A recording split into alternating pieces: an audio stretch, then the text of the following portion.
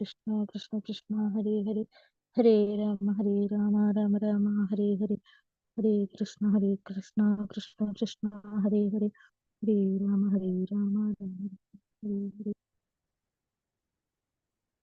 ഹരേ കൃഷ്ണ കൃഷ്ണ കൃഷ്ണ ഹരേ ഹരേ ഹരേ രാമ രാമ രാമ ഹരേ ഹരേ ഹരേ കൃഷ്ണ കൃഷ്ണ കൃഷ്ണ കൃഷ്ണ ഹരേ ഹരേ ഹരേ രാമ രാമ ഹരേ ഹരേ ഹരേ കൃഷ്ണ കൃഷ്ണ കൃഷ്ണ കൃഷ്ണ ഹരേ ഹരേ ഹരേ രാമ രാമ ഹരേ കൃഷ്ണ മാതാജി പ്രണാമം. എല്ലാവർക്കും പ്രണാമം.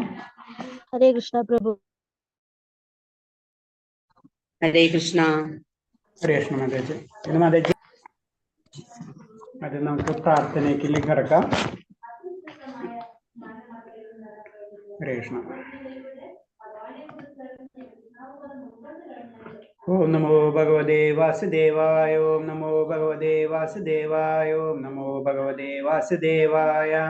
നാരായണം നമസ്കൃത്യം നരം ചൈവ നരോത്തമം ദേവീം സരസ്വതീം വ്യാസം തതോ ജയമുദ്രേത് നഷ്ടപ്രായേഷു ഭദ്രേഷു നിത്യം ഭാഗവത സേവയ ഭാഗവതുത്തമ ശ്ലോകേ ഭക്തിർഭവതി നഷ്ടകേ മൂകം കരോതി വാചാലം പങ്കും ലംഘയതേ ഗിരീത് കൃപതമഹം വന്ദേ പരമാനന്ദമാധവം.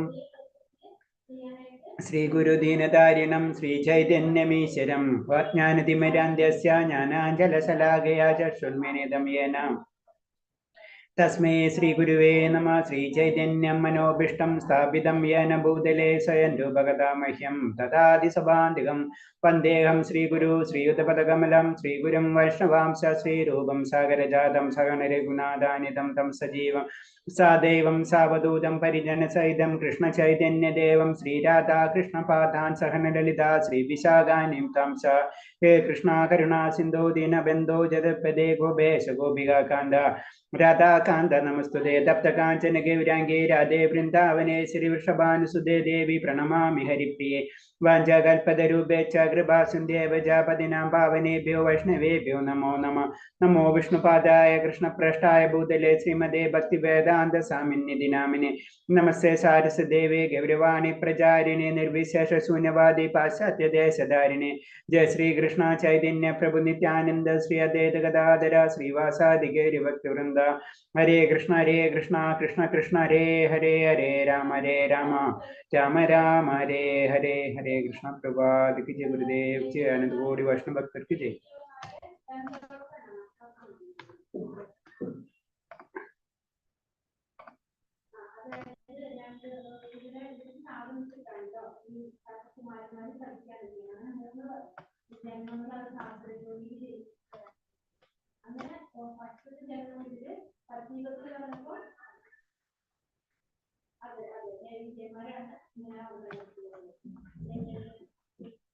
ഹരേ കൃഷ്ണ. എല്ലാവർക്കും പ്രണാമം.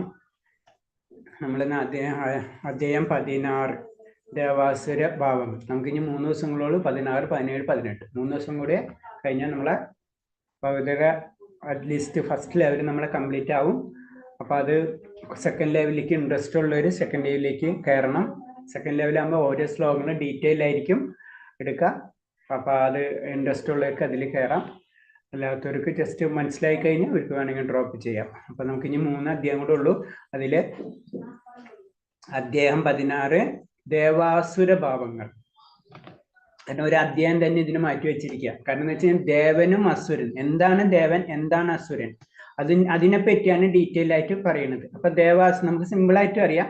നമ്മുടെ ജീവിതത്തിൽ അല്ലെങ്കിൽ നമ്മുടെ സമൂഹത്തിൽ നമുക്ക് കാണാവുന്ന 2 ഭാവങ്ങൾ തന്നെയാണ് അല്ലേ. ദേവനും അസുരമായിട്ടുള്ള ഭാവങ്ങളുണ്ട്. കാരണം അസുരന്മാരെന്ന് പറഞ്ഞാൽ അവരൊരിക്കലും ഭഗവാനെ അക്സെപ്റ്റ് ചെയ്യാത്ത ഒരു വിഭാഗമായിരിക്കും. ഇപ്പൊ നമുക്ക് ഹിരണ്യാക്ഷന്റെ കഥയും ഹിരണ്യകശിപിന്റെ കഥ ഒക്കെ നമുക്കറിയാം. കാരണം എന്ന് വെച്ച് കഴിഞ്ഞാൽ അവരൊരിക്കലും ഭഗവാനെ അക്സെപ്റ്റ് ചെയ്യില്ല.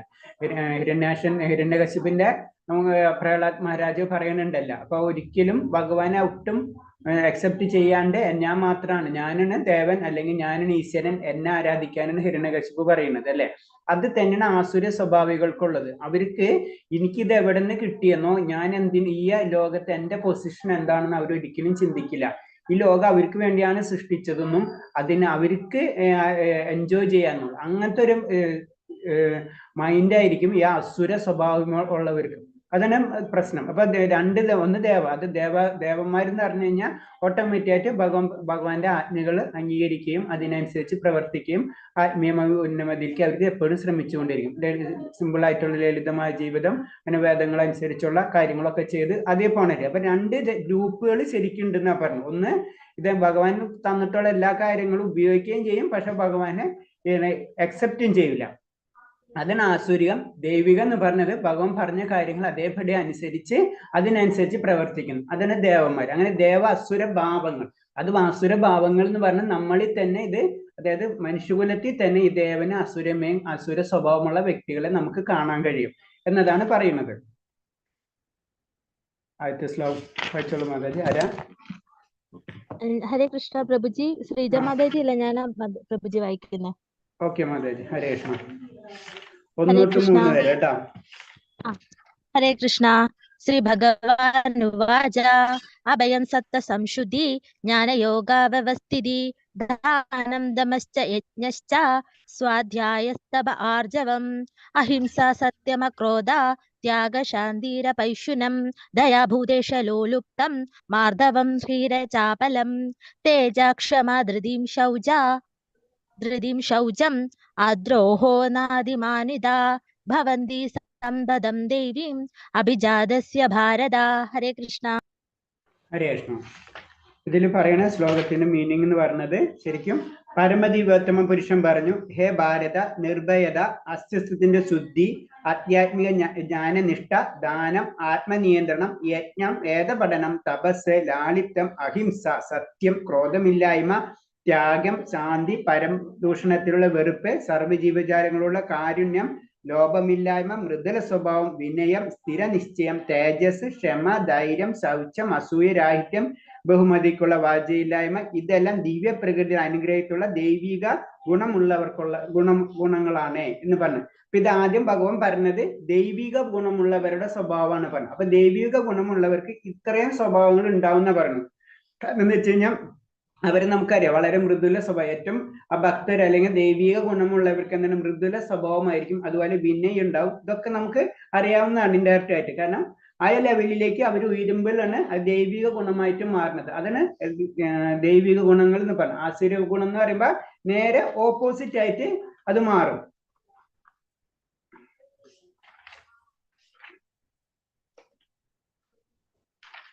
ഓക്കെ, അടുത്ത ശ്ലോകം 4. ഹരേ കൃഷ്ണ. ധംദോ ദർപ്പോ അഭിമാനശ്ച ക്രോധ പാരുഷ്യമേവ ച അജ്ഞാനം ചാപി ജാതസ്യ പാർത്ഥ സമ്പദമാസുരീം. ഹരേ ഹരേ. ഇനി ആസുര്യമായിട്ടുള്ള സ്വഭാവം കാണിക്കണേ. അവര് പറഞ്ഞതാണ് ഗർവം, അഹങ്കാരം, അഭിമാനം, ക്രോധം, പാരുഷ്യം, അജ്ഞാനം എന്നിവ ആസുര്യ ഗുണമുള്ളവരുടെ സ്വഭാവമാണെന്ന് പറഞ്ഞു. ഇവർക്ക് ഇങ്ങനത്തെ നമുക്കറിയാവുന്നതാണ്. സാധാരണ രീതിയിൽ ദൈവികവും ആസുര്യ സ്വഭാവങ്ങൾ എന്ന് പറഞ്ഞാൽ ദൈവികമാകുമ്പോൾ തന്നെ നമുക്കറിയാം അത് ലാളിത്യം, വിനയം, സത്യസന്ധത ഇങ്ങനത്തെ ഗുണങ്ങളൊക്കെ അവർക്ക് കൂടുതലുണ്ടാവും. ഇവരെന്ന് പറയുമ്പോൾ അഹങ്കാരം, അഭിമാനം, ക്രോധം അതായിരിക്കും. അപ്പൊ ഇവർ രണ്ടുപേരുള്ള പ്രോബ്ലംസ് ഭഗവാൻ പിന്നീടുള്ള ശ്ലോകങ്ങളിൽ പറഞ്ഞു തരാനുണ്ട്. കാരണം എന്ന് വെച്ച് കഴിഞ്ഞാൽ ഇവർ ആസുര്യ സ്വഭാവമുള്ളവരുടെ കാര്യം പറയണമെന്ന് വെച്ച് കഴിഞ്ഞാല് മാതൃഗർഭങ്ങളിൽ നിന്ന് ശരീരം ഉളവാകുന്നതോട് തന്നെ ആർജിക്കപ്പെടുന്നതാണ് ഈ ആസുര്യം. അതായത് ശരിക്കും അവര് പല ജന്മങ്ങൾ കൊണ്ടാണ് ഈ ജന്മം കിട്ടുക. അത് ചിലപ്പോൾ ആസുര്യ ഗുണങ്ങളാണെങ്കിൽ ആസുര്യ ഗുണങ്ങളുള്ള മാതൃഗർഭങ്ങളിൽ തന്നെ അവർ പിറവി കൊടുന്ന പറയുന്നത്. അപ്പൊ അതിനനുസരിച്ച് അവർ വളരും തോറും ആ ദുർഗുണങ്ങൾ വെളിപ്പെടുകയും ചെയ്യുന്ന പറഞ്ഞത്. അപ്പൊ ആസുര്യ ഗുണം ലഭിക്കുക എന്ന് പറഞ്ഞതും ദൈവിക ഗുണങ്ങൾ ലഭിക്കുക എന്ന് പറഞ്ഞതും നമ്മുടെ പല കർമ്മങ്ങൾക്കും അതിനനുസരിച്ചായിരിക്കും പല ജന്മങ്ങളും കർമ്മങ്ങൾക്കും അനുസരിച്ചായിരിക്കും നമുക്ക് ആസുര്യമാണോ ദൈവിക ഗുണങ്ങൾ വേണ്ടത്. അങ്ങനത്തുള്ള മാതൃഗർഭങ്ങളിലായിരിക്കും അവർ ജന്മമെടുക്കുക. അപ്പൊ ആസുരന്മാരുടെ കാര്യങ്ങളാണെങ്കിലും അതേപോലെ തന്നെ അവരെപ്പോഴും ആസുര്യ ലെവലിലുള്ള മാതൃഗർഭങ്ങളിൽ തന്നെ ആയിരിക്കും അവര് ജന്മമെടുക്കുക. അവരത് വളരുന്നോറും ആ സ്വഭാവം ഒന്നും കൂടെ പ്രകടമായിക്കൊണ്ടിരിക്കും. അതാണിത് പറയുന്നത്. 5ാമത്തെ ശ്ലോകം. ഹരേ കൃഷ്ണ. ദൈവീം സമ്പദി മോക്ഷായ നിബന്ധായ സുരീമദാ മാഷു ച സമ്പദം ദൈവീം അഭിജാതോ അസി പാണ്ഡവ. ഹരേ കൃഷ്ണ. ഹരേ കൃഷ്ണ. ഇതിൽ പറഞ്ഞ അബൈധ ഗുണങ്ങൾ, മുക്തി സാധനങ്ങളും ആസുര്യ ഗുണങ്ങൾ ബന്ധന കാരണങ്ങളാണ്. പാണ്ഡവ നന്ദന, ദൈവികമായ ഗുണങ്ങൾ പിറന്നതായ കൊണ്ട് നീ ദുഃഖിക്കേണ്ട.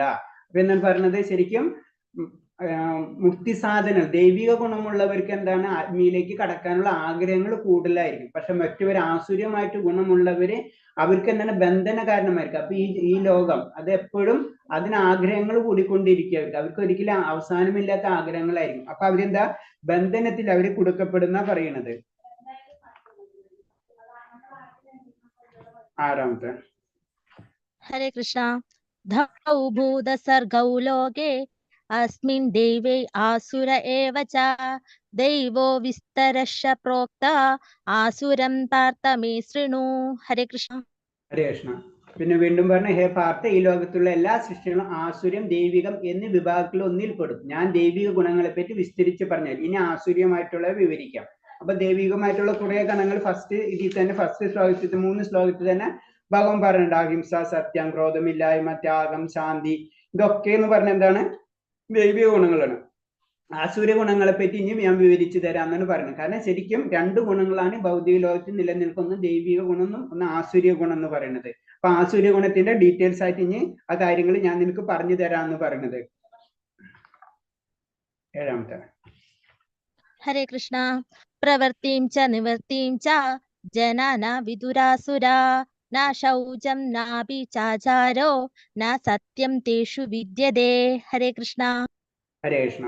പിന്നെ ഇതിൽ പറഞ്ഞ ആസുര്യമായിട്ടുള്ള ഗുണങ്ങൾ എന്ന് പറയുന്നത് ചെയ്യേണ്ടതെന്തോ ചെയ്യാതിരുത്താത്തതെന്തോ അസുര സ്വഭാവങ്ങൾ അറിഞ്ഞോളൂ. വിശുദ്ധിയോ നല്ല പെരുമാറ്റമോ സത്യസന്ധയും അവർക്ക് ഉണ്ടാവില്ല. അപ്പൊ അസുരന്മാര് ഇപ്പൊ നമ്മൾ ഈ അധ്യായത്തിൽ മെയിനുള്ള ദേവന് അസുരം. അപ്പൊ അവരെ തമ്മിലുള്ള കമ്പാരിസൺ, ദേവന്റെ സ്വഭാവം എന്താ, അസുരന്റെ സ്വഭാവം. അപ്പൊ ഇതില് അസുരന്മാരുടെ സ്വഭാവത്തെ പറ്റി പറയുന്നതാണ്. അവർക്ക് ഒരിക്കലും വിശുദ്ധിയോ പെരുമാറ്റ സത്യതയോ ഇവർക്കൊന്നും ഉണ്ടാവില്ല എന്ന് പറയുന്നത്. കാരണം ഇതിൽ പല കാര്യങ്ങൾ പറഞ്ഞു. ഒന്നാമത്തെ ഇവർ ചെയ്യുന്ന വേദങ്ങൾക്ക് പറഞ്ഞിട്ടുള്ള കാര്യങ്ങൾ ഒരിക്കലും ഇവര് ചെയ്യില്ല എന്ന് പറയും. നേരെ ഓപ്പോസിറ്റ് ആയിട്ടാണ് അവർ ചെയ്യുക. പിന്നെ ധർമ്മശാസ്ത്രങ്ങളൊന്നും ഇവർക്ക് അറിയില്ല എന്ന് പറയുന്നത്. ഇവർക്ക് ഒരിക്കലും ധർമ്മശാസ്ത്രം അറിയാനും ആഗ്രഹം തന്നെ അവരുണ്ടാവില്ല. അറിയാനുള്ള ആഗ്രഹം തന്നെ അവർക്ക് ഉണ്ടാവില്ല.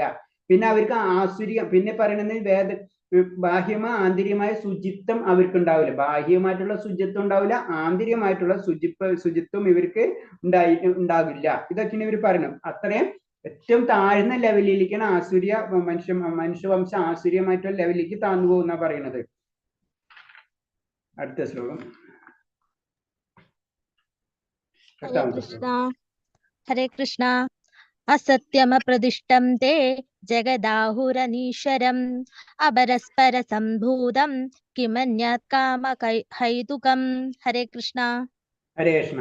പിന്നെ ഇവരെ ചിന്താഗതി, ആസുര്യമായിട്ടുള്ള ആൾക്കാരുടെ ചിന്താഗതിനെ പറ്റി പറയുന്നത് ഈ പ്രപഞ്ചം അസത്യവും അടിസ്ഥാന രഹിതമാണെന്നാണ്. അതിന് നിയന്ത്രവും ഈശ്വരനല്ല എന്നും അവർ പറയുന്നില്ല. ഈ അഭിലാഷം മാത്രമാണ് ഇതിന്റെ ഉൽപ്പത്തി കാരണം എന്നും കാമമല്ലാതെ മറ്റൊന്നും കാരണമായിട്ടില്ല എന്നാണ് അവർ പറയുന്നത്. അപ്പൊ അവരെ ചിന്താഗതി എന്ന് പറയുന്നത് ഈ ലോകം എന്ന് പറയുന്നത് എങ്ങനെ വന്നു എന്നൊന്നും അവർക്ക് അറിയില്ല.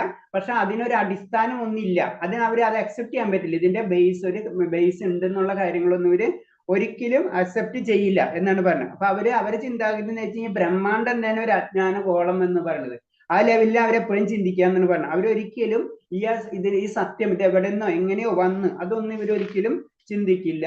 അതാണ് പറഞ്ഞത്. അവരെ ഇഷ്ടത്തിന് അവരെങ്ങനെയോ വന്നു. അസുര ചിന്താഗതി എന്ന് വെച്ച് കഴിഞ്ഞാൽ അവർ പിറകിലേക്ക് ചിന്തിക്കില്ല. ഇവിടെ നിന്നിട്ട് പിന്നെ മുന്നിലേക്കാ ചിന്തിക്കുക. അതാണ് അവരുടെ പ്രത്യേകത. 9. ഹരേ കൃഷ്ണ.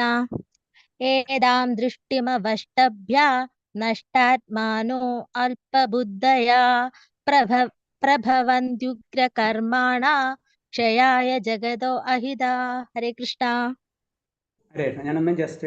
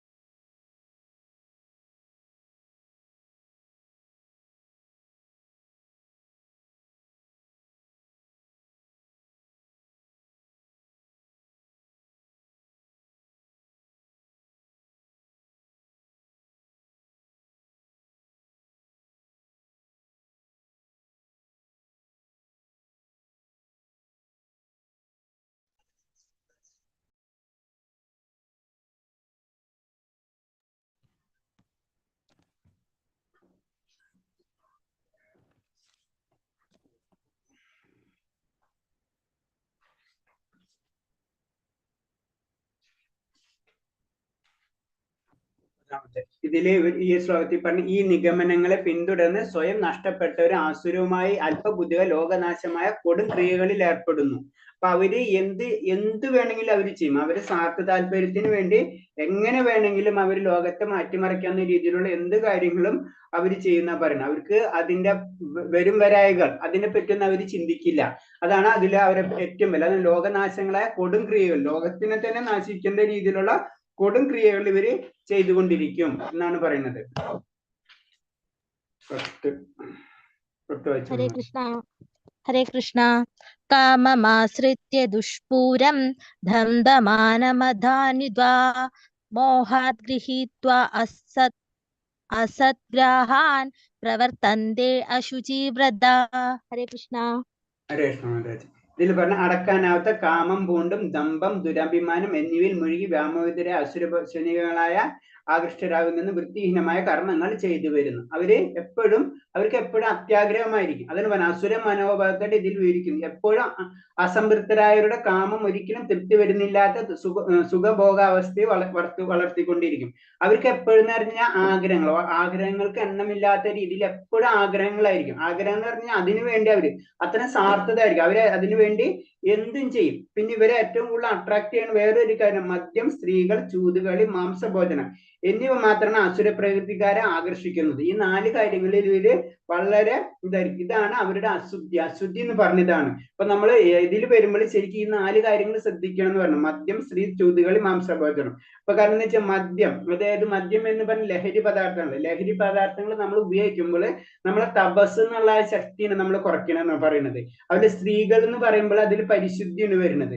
ചൂതികൾ എന്ന് പറയുമ്പോൾ സത്യസന്ധതന് പോകണം. മാംസഭോജനം എന്ന് പറയുന്നത് നമ്മളെ ദയവും. അപ്പൊ ഈ 4 കാര്യങ്ങൾക്കും അതിന്റെ നേരെ ഓപ്പോസിറ്റ് ആണ് ചെയ്യുന്നത്. നമ്മള് മാംസഭോജനം ചെയ്യുമ്പോൾ കൂടുതൽ എന്താ നമുക്ക് ദയ എന്നുള്ള സംഗതി കുറയും. അതുപോലെ തന്നെ ചൂതുകളി, അതായത് ഇങ്ങനത്തെ ഗാംബ്ലിംഗ് പരിപാടികൾ, ആൾക്കാരെ ചീറ്റിംഗ് ചെയ്യുക, അതൊക്കെ വരുമ്പോൾ നമ്മളെ സത്യസന്ധത നമ്മളൊക്കെ നഷ്ടപ്പെട്ടു പോകും. അതുപോലെ തന്നെ സ്ത്രീകളെ സംബന്ധിച്ച് അങ്ങനത്തെ കാര്യങ്ങൾ കൂടുതൽ ഇടപെടുമ്പോൾ നമ്മളെ പരിശുദ്ധി അത് നഷ്ടപ്പെടും. മദ്യം എന്ന് പറയുമ്പോൾ നമ്മളെ തപസ്, ലഹരി പദാർത്ഥങ്ങൾ നമ്മൾ ഉപയോഗിക്കണമെങ്കിൽ നമുക്ക് ആ തപസ് എന്നുള്ള ശക്തി നമ്മളേക്ക് പോകുന്ന പറഞ്ഞു. അത് കാരണം കൊണ്ടാണ് ഈ 4 കാര്യങ്ങൾ വളരെയധികം ശ്രദ്ധിക്കണം എന്ന് പറഞ്ഞത്. പക്ഷെ ഇവർക്ക് ഏറ്റവും ഇൻട്രസ്റ്റ് ആയിട്ടുള്ള കാര്യവും ഇത് തന്നെയായിരിക്കും. അതാണ് ഇപ്പൊ ആസുര സ്വഭാവികളുടെ പ്രത്യേകതകൾ എന്ന് പറയുന്നത്.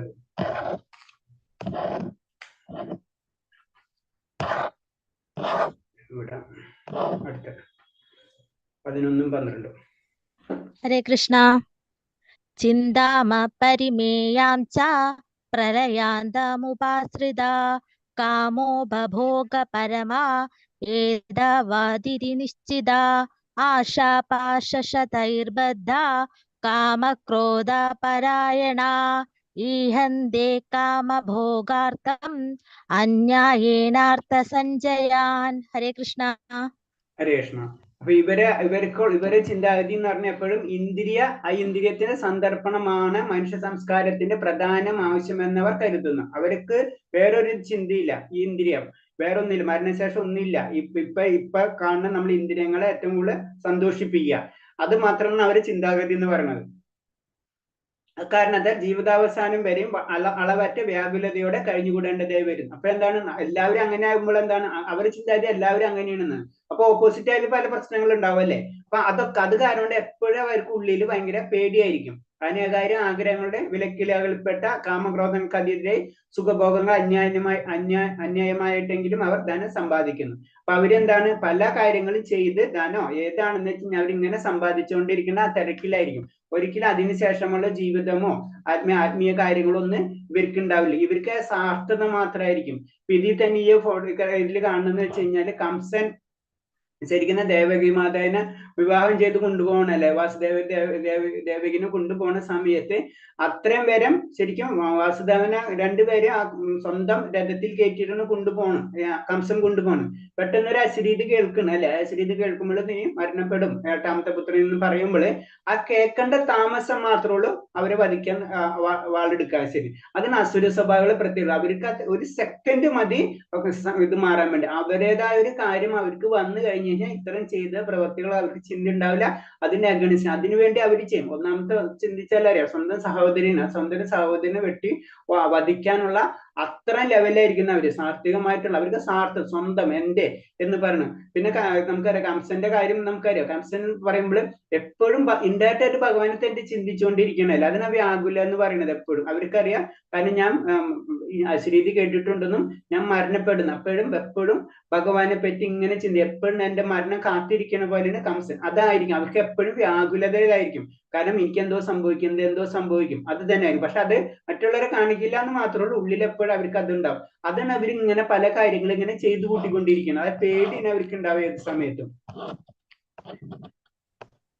13, 14, 15. ഹരേ കൃഷ്ണ. ഇദമദ്യ മയാ ലബ്ധം ഇമം പ്രാപ്സ്യേ മനോരഥം ഇദമസ്തീദമപി മേ ഭവിഷ്യതി പുനർധനം അസൗ മയാ ഹത ശത്രുർ ഹനിഷ്യേ ചാപരാനഭി ഈശ്വരോ അഹമഹം ഭോഗി സിദ്ധോ അഹം ബലവാൻ സുഖി ആഠ്യോ അഭിജാനവനാസ്മി കോ അന്യോ അസ്തി സദൃശോ മയാ യക്ഷേ ദാസ്യാമി മോദിഷ്യ ഇത്യജ്ഞാന വിമോഹിത. ഹരേ കൃഷ്ണ. ഇതില് അസുര സ്വഭാവികളെ പറ്റിയാണ് ഭഗവാൻ കൂടുതൽ വർണ്ണിക്കുന്ന ശ്ലോകങ്ങളാണ്. ഇതിൽ അസുര സ്വഭാവികൾ ഇങ്ങനെ വിചാരിക്കും, എനിക്ക് ഇന്ന് ഇത്രയേറെ ധനമുണ്ട്, എന്റെ പദ്ധതികളനുസരിച്ച് ഞാൻ ഇനിയും ധനം ആർജിക്കും, ഇത്രയേറെ ധനം എനിക്ക് ഇപ്പോഴുണ്ട്, അത് ഭാവിയിൽ കൂട്ടിക്കൂട്ടി വരികയും ചെയ്യും. അയാൾ എന്റെ ശത്രുവാണ്, ഞാൻ അയാളെ കൊന്നു, ഇനിയുള്ള ശത്രുക്കളെ ഞാൻ കൊല്ലും, ഞാൻ എല്ലാറ്റിനും ഉടമയാണ്, ഞാൻ സുഖിയാണ്, എല്ലാ തികഞ്ഞവനും ബലവാനും സന്തുഷ്ടനും സമ്പന്നനുമാണ്, കുലീനമായ ബന്ധുക്കൾ എനിക്കുണ്ട്, എന്നോളം ശക്തിമാനും സന്തോഷമായി ആരുണ്ട്, ഞാൻ യാഗാനുഷ്ഠാനങ്ങൾ അനുഷ്ഠിക്കും, ദാനം ചെയ്യും, സന്തോഷിക്കും എന്നെല്ലാം ഓർത്ത് അവർ അജ്ഞാനത്തിൽ മോഹിതരാകുന്നു. ഇതിന്റെ ഒറ്റ എക്സാമ്പിൾ നമ്മളെ രാവണന്റെ കഥ ആലോചിച്ച് കഴിഞ്ഞാൽ നമുക്ക് ഇതൊക്കെ മനസ്സിലാവും അല്ലെ. കാരണം എന്താ വെച്ചാൽ അവരെ ചിന്താഗതി എന്ന് കഴിഞ്ഞാൽ അവരെ കഴിഞ്ഞിട്ട് ആരില്ല, അവർക്ക് ഇഷ്ടപ്പെടാത്ത വ്യക്തികളെ അവർ വധിച്ചിരിക്കും. അത് തന്നെ ആയിരിക്കും ഇവിടെ പ്രശ്നങ്ങൾ എന്ന് പറയുന്നത്. ഇതിൽ ഇപ്പൊ ഈ ഫോട്ടോഗ്രാഫിയിൽ നമുക്ക് ദ്രൗപദിയുടെ വസ്ത്രാക്ഷേപമാണ് അല്ലെ. അപ്പൊ അത് തന്നെ അസുര സ്വഭാവിക ഒരു ചാൻസ് കിട്ടിക്കഴിഞ്ഞാൽ അവർക്ക് പിന്നെ ഈ നാളത്തെ ഒരു കാര്യത്തിനെ പറ്റി അവർ ചിന്തിക്കില്ല. അത്രയും നികൃഷ്ടമായിട്ടുള്ള ലെവലിലേക്ക് അവർ താന്നു പോകും. അതാണ് അസുര സ്വഭാവങ്ങളുടെ പ്രത്യേകതകൾ. ഹരേ കൃഷ്ണ. ഹരേ കൃഷ്ണ. അനേക ചിത്ത വിഭ്രാന്ത മോഹജാല സമാവൃത പ്രസക്ത കാമഭോഗേഷു പതന്തി നരകേ അശുചൗ. ഹരേ കൃഷ്ണ. ഹരേ കൃഷ്ണ. ഇങ്ങനെ പലവിധ ആകാംക്ഷകളിൽ വലഞ്ഞും വ്യാമോഹത്തിൽ വലയിൽ കുടുങ്ങിയും ഇന്ദ്രിയ സുഖങ്ങളിൽ അത്യാസക്തരായി അവർ നരകത്തിലേക്ക് വീഴുന്നു. അപ്പൊ ഇവിടെ എപ്പോഴും ഇങ്ങനെ ഇതിൽ കറങ്ങിക്കൊണ്ടിരിക്കുക. അപ്പൊ ഇതിൽ കറങ്ങിക്കൊണ്ടിരിക്കുമ്പോൾ അവർ തീർച്ചയായിട്ടും അവര് നരകത്തിലേക്ക് തന്നെ വീഴുന്നുകൊണ്ടിരിക്കുന്ന പറയുന്നത്. ഒരിക്കലും അവർക്ക് ഒരു ഇതുണ്ടാവില്ല. 17. ഹരേ കൃഷ്ണ. ആത്മസംഭാവിതാസ്തബ്ധ ധനമാനമധാന്യുത യജന്തേ നാമ യജ്ഞൈസ്തേ ധംദേന വിധിപൂർവകം. ഹരേ കൃഷ്ണ. കൃഷ്ണ. ഇതിലെ നിഷേധികളും സ്വയം സമൃദ്ധരുമായി സമ്പത്ത്, ദുരഭിമാനം ഇവയിൽ വ്യാമോഹിതരെ അഹങ്കാരത്തോടെ അവർ ചിലപ്പോൾ വൈദിക വിധികൾ അനുസരിക്കാതെ പിന്നെ പേരിന് ചില യജ്ഞങ്ങൾ അനുഷ്ഠിക്കാറുണ്ട്. അപ്പൊ അവരൊരിക്കലും പേരിന് വേണ്ടി അല്ലെങ്കിൽ അവർക്ക് ആ ഡംബ് കാണിക്കാൻ വേണ്ടി അതിനൊക്കെ വേണ്ടി അവർ യജ്ഞങ്ങൾ അനുസരിക്കാറുണ്ടെന്ന് പറഞ്ഞു. അപ്പൊ എന്ത് ചെയ്താലും അവരെ ലക്ഷ്യം എന്ന് പറഞ്ഞാൽ അവരെ കഴിഞ്ഞാൽ ആരും പാടില്ല. അതിനുവേണ്ടി അവർ എന്തും പ്രവർത്തിക്കും. ഇപ്പൊ നമുക്കറിയാം ഭസ്മാസുരന്റെ കഥയാണ് ഇതിൽ പറയുന്നത് അല്ലെ. ഭസ്മാസുരന്റെ അങ്ങനത്തെ ലെവലിൽ വന്ന് ഭഗവാൻ ശരിക്കും അനുഗ്രഹം കൊടുക്കണം. അത് കഴിഞ്ഞിട്ട് അത് തന്നെ ചെക്ക് ചെയ്യാൻ വേണ്ടി ശരിക്കും ഭസ്മാസുരൻ ഭഗവാന്റെ പിറകിന് പോണത് അല്ലെ. അങ്ങനെ അപ്പൊ അതാണ് അവർക്ക് ഒന്നിലൊരു വിശ്വാസം ഉണ്ടാവില്ല. അപ്പൊ ഇത്തരം ഇത് ചെയ്തിട്ട് ഭഗവാനെ ഇത് കൊടുത്തൊന്നും അതൊന്നും അവർ ചിന്തിക്കില്ല. അവർക്ക് അവരെ കാര്യം അത് ശരിയാണെന്ന് നോക്കാനാണ് ഭസ്മാസുരൻ നോക്കണത് തന്നെ. അങ്ങനെ ലാസ്റ്റ് നമുക്കറിയാം ഭഗവാന്റെ അടുത്തെത്തിയും ഭഗവാൻ പിന്നെ മോഹിനി രൂപം ചെന്നിട്ട് അസുരനെ അതേപോലെ തന്നെ സ്വന്തം കൈകൊണ്ട് തന്നെ ഭസ്മാസുരൻ വധിക്കപ്പെടണം അല്ലേ ചെയ്യണത്. അതാണ്. അപ്പൊ അവർക്ക് അതറിയില്ല അങ്ങനെ ഒരു ശക്തി ഉണ്ടെന്നോ, അതായത് അവരവരെ കാര്യം എന്നല്ല, അതിന്റെ അപ്പുറത്തേക്ക് അവരൊരിക്കലും പോകില്ല എന്നാണ് പറയുന്നത്. അടുത്ത ശ്ലോകം 18. ഹരേ കൃഷ്ണ. അഹങ്കാരം ബലം ദർപ്പം കാമം ക്രോധം ച സംശ്രിത മാമാത്മപരദേഹേഷു പ്രദ്യുഷ്യന്തോ അഭ്യസൂയക. ഹരേ കൃഷ്ണ. ഹരേ കൃഷ്ണ. അസുരന്മാർ മിഥ്യാഹങ്കാരം, ബലം, കർമ്മം, കാമം, ക്രോധം ഇവയാൽ സമ്പാദരായി തങ്ങളുടെ അന്യരുടെയും ശരീരം കുടികൊള്ളുന്ന പരമദിവ്യത്വം പുരുഷൻ ഇരുഷാലുക്കളായി തീർന്ന് ശരിയായ ധർമ്മത്തെ പഴിക്കുന്നു. അവർക്ക് ഒരിക്കലും മനസ്സിലാവുന്നില്ല എല്ലാവരെയും കൂടെ പരമാത്മാവും അതുപോലെ ജീവാത്മാവും ഉണ്ടെന്ന്. ആ ജീവാത്മാവ് എന്ന് പറയുന്നത് ഭഗവാന്റെ അംശമാണെന്നുള്ള കാര്യങ്ങൾ അവർ ചിന്തിക്കുന്നില്ല. എന്റെ ചിന്താഗതി മാത്രം ശരി, അങ്ങനെ അനുസരിച്ച് അവർ പ്രവർത്തിച്ചുകൊണ്ടിരിക്കും. അതാണ് അവര് മറ്റുള്ളവർ എന്ത് തെറ്റ് ചെയ്താലും താൻ എന്ത് തെറ്റ് ചെയ്താലും മറ്റുള്ളവരെ അവർ പഴിച്ചുകൊണ്ടിരിക്കും. അതാണ് അവരെ പ്രത്യേകത. ഹരേ കൃഷ്ണ. താനഹം ദീക്ഷതാ ക്രൂരാൻ സംസാരേഷു നരാധമാൻ ക്ഷിപാമ്യജസ്രമാശുഭാൻ ആസുരിക്ഷേവയോനിഷു. ഹരേ കൃഷ്ണ. ഹരേ കൃഷ്ണ. ഇതിൽ പറയുന്നത് ഈർഷാലുകളായ ദുർബുദ്ധികളായ ഈ മനുഷ്യ അധമന്മാരെ ഭൗതിക ജീവിതത്തിലെ സാഗരത്തിലെ ആസുരയോനികൾ തന്നെ ഞാൻ വീണ്ടും വീണ്ടും ജനിപ്പിക്കുന്നു എന്നാ പറയുന്നത്. കാരണം ഇവര് ഈ അസുരന്മാരെ പ്രത്യേകത അതാണ്. അവർക്ക് പിന്നെ ഭഗവാനെ ലഭിക്കാനുള്ള സാധ്യത വളരെ അപൂർവമാണ്. കാരണം ഭഗവാൻ വീണ്ടും വീണ്ടും നമ്മളൊരു തെറ്റ് ചെയ്ത് ആ തെറ്റിനനുസരിച്ച് പണിഷ്മെന്റ് ചെയ്ത് വീണ്ടും അങ്ങനത്തെ ഉള്ള സാധാരണ ക്രിമിനൽസ് മൈൻഡ് ഉള്ളവര് എപ്പോഴും വീണ്ടും ഇവിടെ ആ തെറ്റുകൾ ചെയ്തുകൊണ്ടിരിക്കും. അപ്പൊ വീണ്ടും വീണ്ടും പണിഷ്മെന്റ് കിട്ടിക്കൊണ്ടിരിക്കും. ഇത് തന്നെയാണ് ആസുരികമായിട്ടുള്ള മനസ്സോട് നമുക്ക് ഉണ്ടെന്ന് വെച്ച് കഴിഞ്ഞാൽ പിന്നെ നമ്മൾ ഭഗവാനിലേക്ക് എത്താൻ വളരെ ബുദ്ധിമുട്ടുള്ള ഒരു കാര്യം എന്നാ പറയുന്നത്. കാരണം അതാണ് പ്രശ്നം. അതാണ് നമ്മൾ എപ്പോഴും പറയുന്നത്. നമ്മൾ ദൈവികമായിട്ടും അല്ലെങ്കിൽ ഭഗവാന്റെ കാര്യങ്ങളിലേക്ക് നമ്മൾ കൂടുതൽ ശ്രദ്ധിക്കണം. അത് മാത്രമാണ് നമ്മുടെ ജീവിതത്തിലേക്ക് അല്ലെങ്കിൽ അടുത്ത ജന്മത്തിലേക്ക് നമ്മളെ കൊണ്ടുപോകുന്നത്. അത് എപ്പോഴും നമ്മുടെ മൈൻഡിൽ ഉണ്ടാവണം. അതിന് നമ്മളെ കൊണ്ട് ചെയ്യാൻ പറ്റുന്നത് ചെറിയത് പറയില്ലേ, ചെറിയ കാര്യങ്ങൾ, ഏറ്റവും ചെറിയ കാര്യങ്ങളായാലും ഭഗവാന്റെ കാര്യങ്ങൾ നമ്മൾ ചെയ്യാൻ ശ്രമിക്കണം. കാരണം എന്ന് വെച്ചാൽ അത് നമ്മളൊരു ഫിക്സഡ് ഡെപ്പോസിറ്റ് എന്ന് പറഞ്ഞ അടുത്ത ജന്മത്തിലേക്ക് നമുക്ക് കൊണ്ടുപോകാൻ പറ്റുന്നത് ആ ഭക്തി മാത്രമായിരിക്കും. ബാക്കിയെല്ലാം നമ്മൾ ഇവിടെ ഇട്ടിട്ടാ പോണത്. അതാണ് ശ്രദ്ധിക്കേണ്ടത്. പിന്നെ ഇതിലൊരു കഥ പറഞ്ഞത് ഇപ്പൊ ജയവിജയന്മാരുണ്ട്. ശരിക്കും ഭഗവാന്റെ ഇത് നോക്കണം. ഭഗവാന്റെ വൈകുണ്ഠത്തില് ഭഗവാനെ ശരിക്കും പറഞ്ഞു കഴിഞ്ഞാൽ ജയവിജയന്മാരാണ് ശരിക്കും സൂക്ഷിപ്പുകാര്, കൊട്ടാരത്തിന്റെ ദ്വാരപാലകര്. അപ്പൊ ദ്വാരപാലകരാണ്. അപ്പൊ അവര് ഇതുപോലെ തന്നെ 4 കുമാരന്മാര് വരുന്ന സമയത്ത് വിജയന്മാര് അവരെ തടഞ്ഞു നിർത്തണം. അങ്ങനെ 4 കുമാരന്മാര് ശരിക്കും അവരെ ശപിക്കണം. അങ്ങനെ ശപിക്കുന്ന സമയത്താണ് അവർക്ക് 3 ജന്മങ്ങൾ എന്ന് പറഞ്ഞ ഫസ്റ്റ് ജന്മം എന്ന് പറഞ്ഞത് വരുന്നത് ഹിരണ്യകശിപും ഹിരണ്യാക്ഷനായിട്ടാണ് ഫസ്റ്റ് സത്യയുഗത്തിൽ വരുന്നത്. പിന്നത്തെ യുഗത്തിൽ ത്രേതായുഗത്തിൽ വരുന്നത് രാവണനും കുംഭകർണനായിട്ട് വരുന്നത്. പിന്നെ മൂന്നാമത്തെ ഇതില് ദ്വാപരയുഗത്തിൽ വരുന്നതാണ്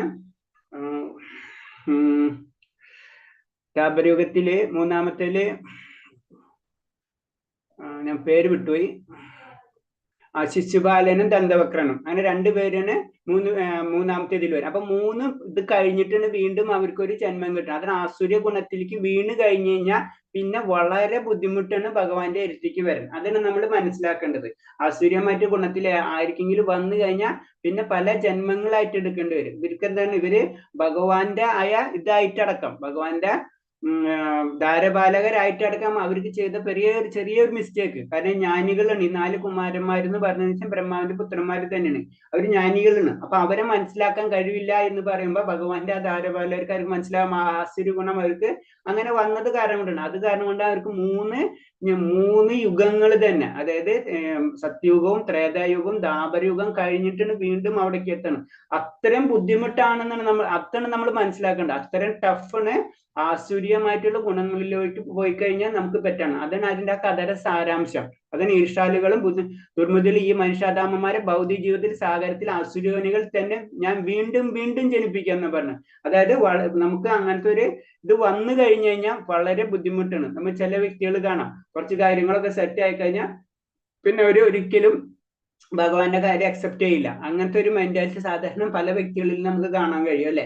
അപ്പൊ അവർക്ക് അത് വന്നു കഴിഞ്ഞാൽ അതിന് നമ്മളെ അഹങ്കാരം നമ്മൾ സാധാരണ രീതി പറയല്ലേ, ആ ഒരു ലെവലിൽ കൂടുതൽ നമ്മൾ പ്രവർത്തിച്ച് തുടങ്ങി കഴിഞ്ഞ ഭഗവാൻ അതിന്റെ സ്റ്റാർട്ടിങ് ചെയ്തിട്ടുണ്ടാവും. പിന്നെ അവരെ ജന്മങ്ങൾ എങ്ങനെയായിരിക്കുന്നോ അവർ ഈ ജന്മത്തിൽ തന്നെ പല കാര്യങ്ങളും ചിലപ്പോൾ കാണാൻ പറ്റും. പക്ഷെ എല്ലാപ്പോഴും അങ്ങനെ കാണണമെന്നില്ല. കാരണം അതിൽ പറഞ്ഞ നമ്മളെ കർമ്മങ്ങള് ഒറ്റയടിക്കല്ല അതിന്റെ റിപ്ലൈ നമുക്ക് കിട്ടാന്നല്ലേ പറയാം. അതിന് 4 ലെവലുണ്ടെന്ന് പറഞ്ഞിട്ടുണ്ട്. അപ്പൊ 4 ലെവലിൽ ചിലപ്പോൾ ഈ ജന്മത്തിൽ കിട്ടാം, ചിലപ്പോൾ അടുത്ത ജന്മത്തിലാണെങ്കിൽ നമുക്ക് അത് കിട്ടാം. അങ്ങനെയാണ് അതിന്റെ കാര്യം വരും. അത് കാരണം കൊണ്ട് ചിലപ്പോൾ നമ്മൾ ചിന്തിക്കും ഇങ്ങനത്തെ ഇത്രയും ആസുര്യ ഗുണമുള്ള വ്യക്തിക്ക് അവനൊരു കുഴപ്പമില്ലല്ലോ എന്ന് ചിന്തിക്കും. പക്ഷെ നമ്മൾ ചിന്താകുന്ന ഈ ജന്മം നമ്മളെ കൊണ്ട് തീർക്കുന്നതല്ല, നമ്മൾക്ക് എല്ലാവർക്കും പുനർജന്മമാണല്ല. അപ്പൊ പുനർജന്മത്തിൽ അത് കാരണം കൊണ്ട് നമുക്ക് ഇതും ടെമ്പററി ആണ്. നമ്മളിപ്പോ 100 വയസ്സ് അല്ലെങ്കിൽ 70 വയസ്സ് 50 വയസ്സ് ജീവിക്കാന്ന് പറഞ്ഞു കഴിഞ്ഞാലും അത് ഈ ജന്മത്തിന് ഈ ശരീരത്തിലുള്ളതാണ്.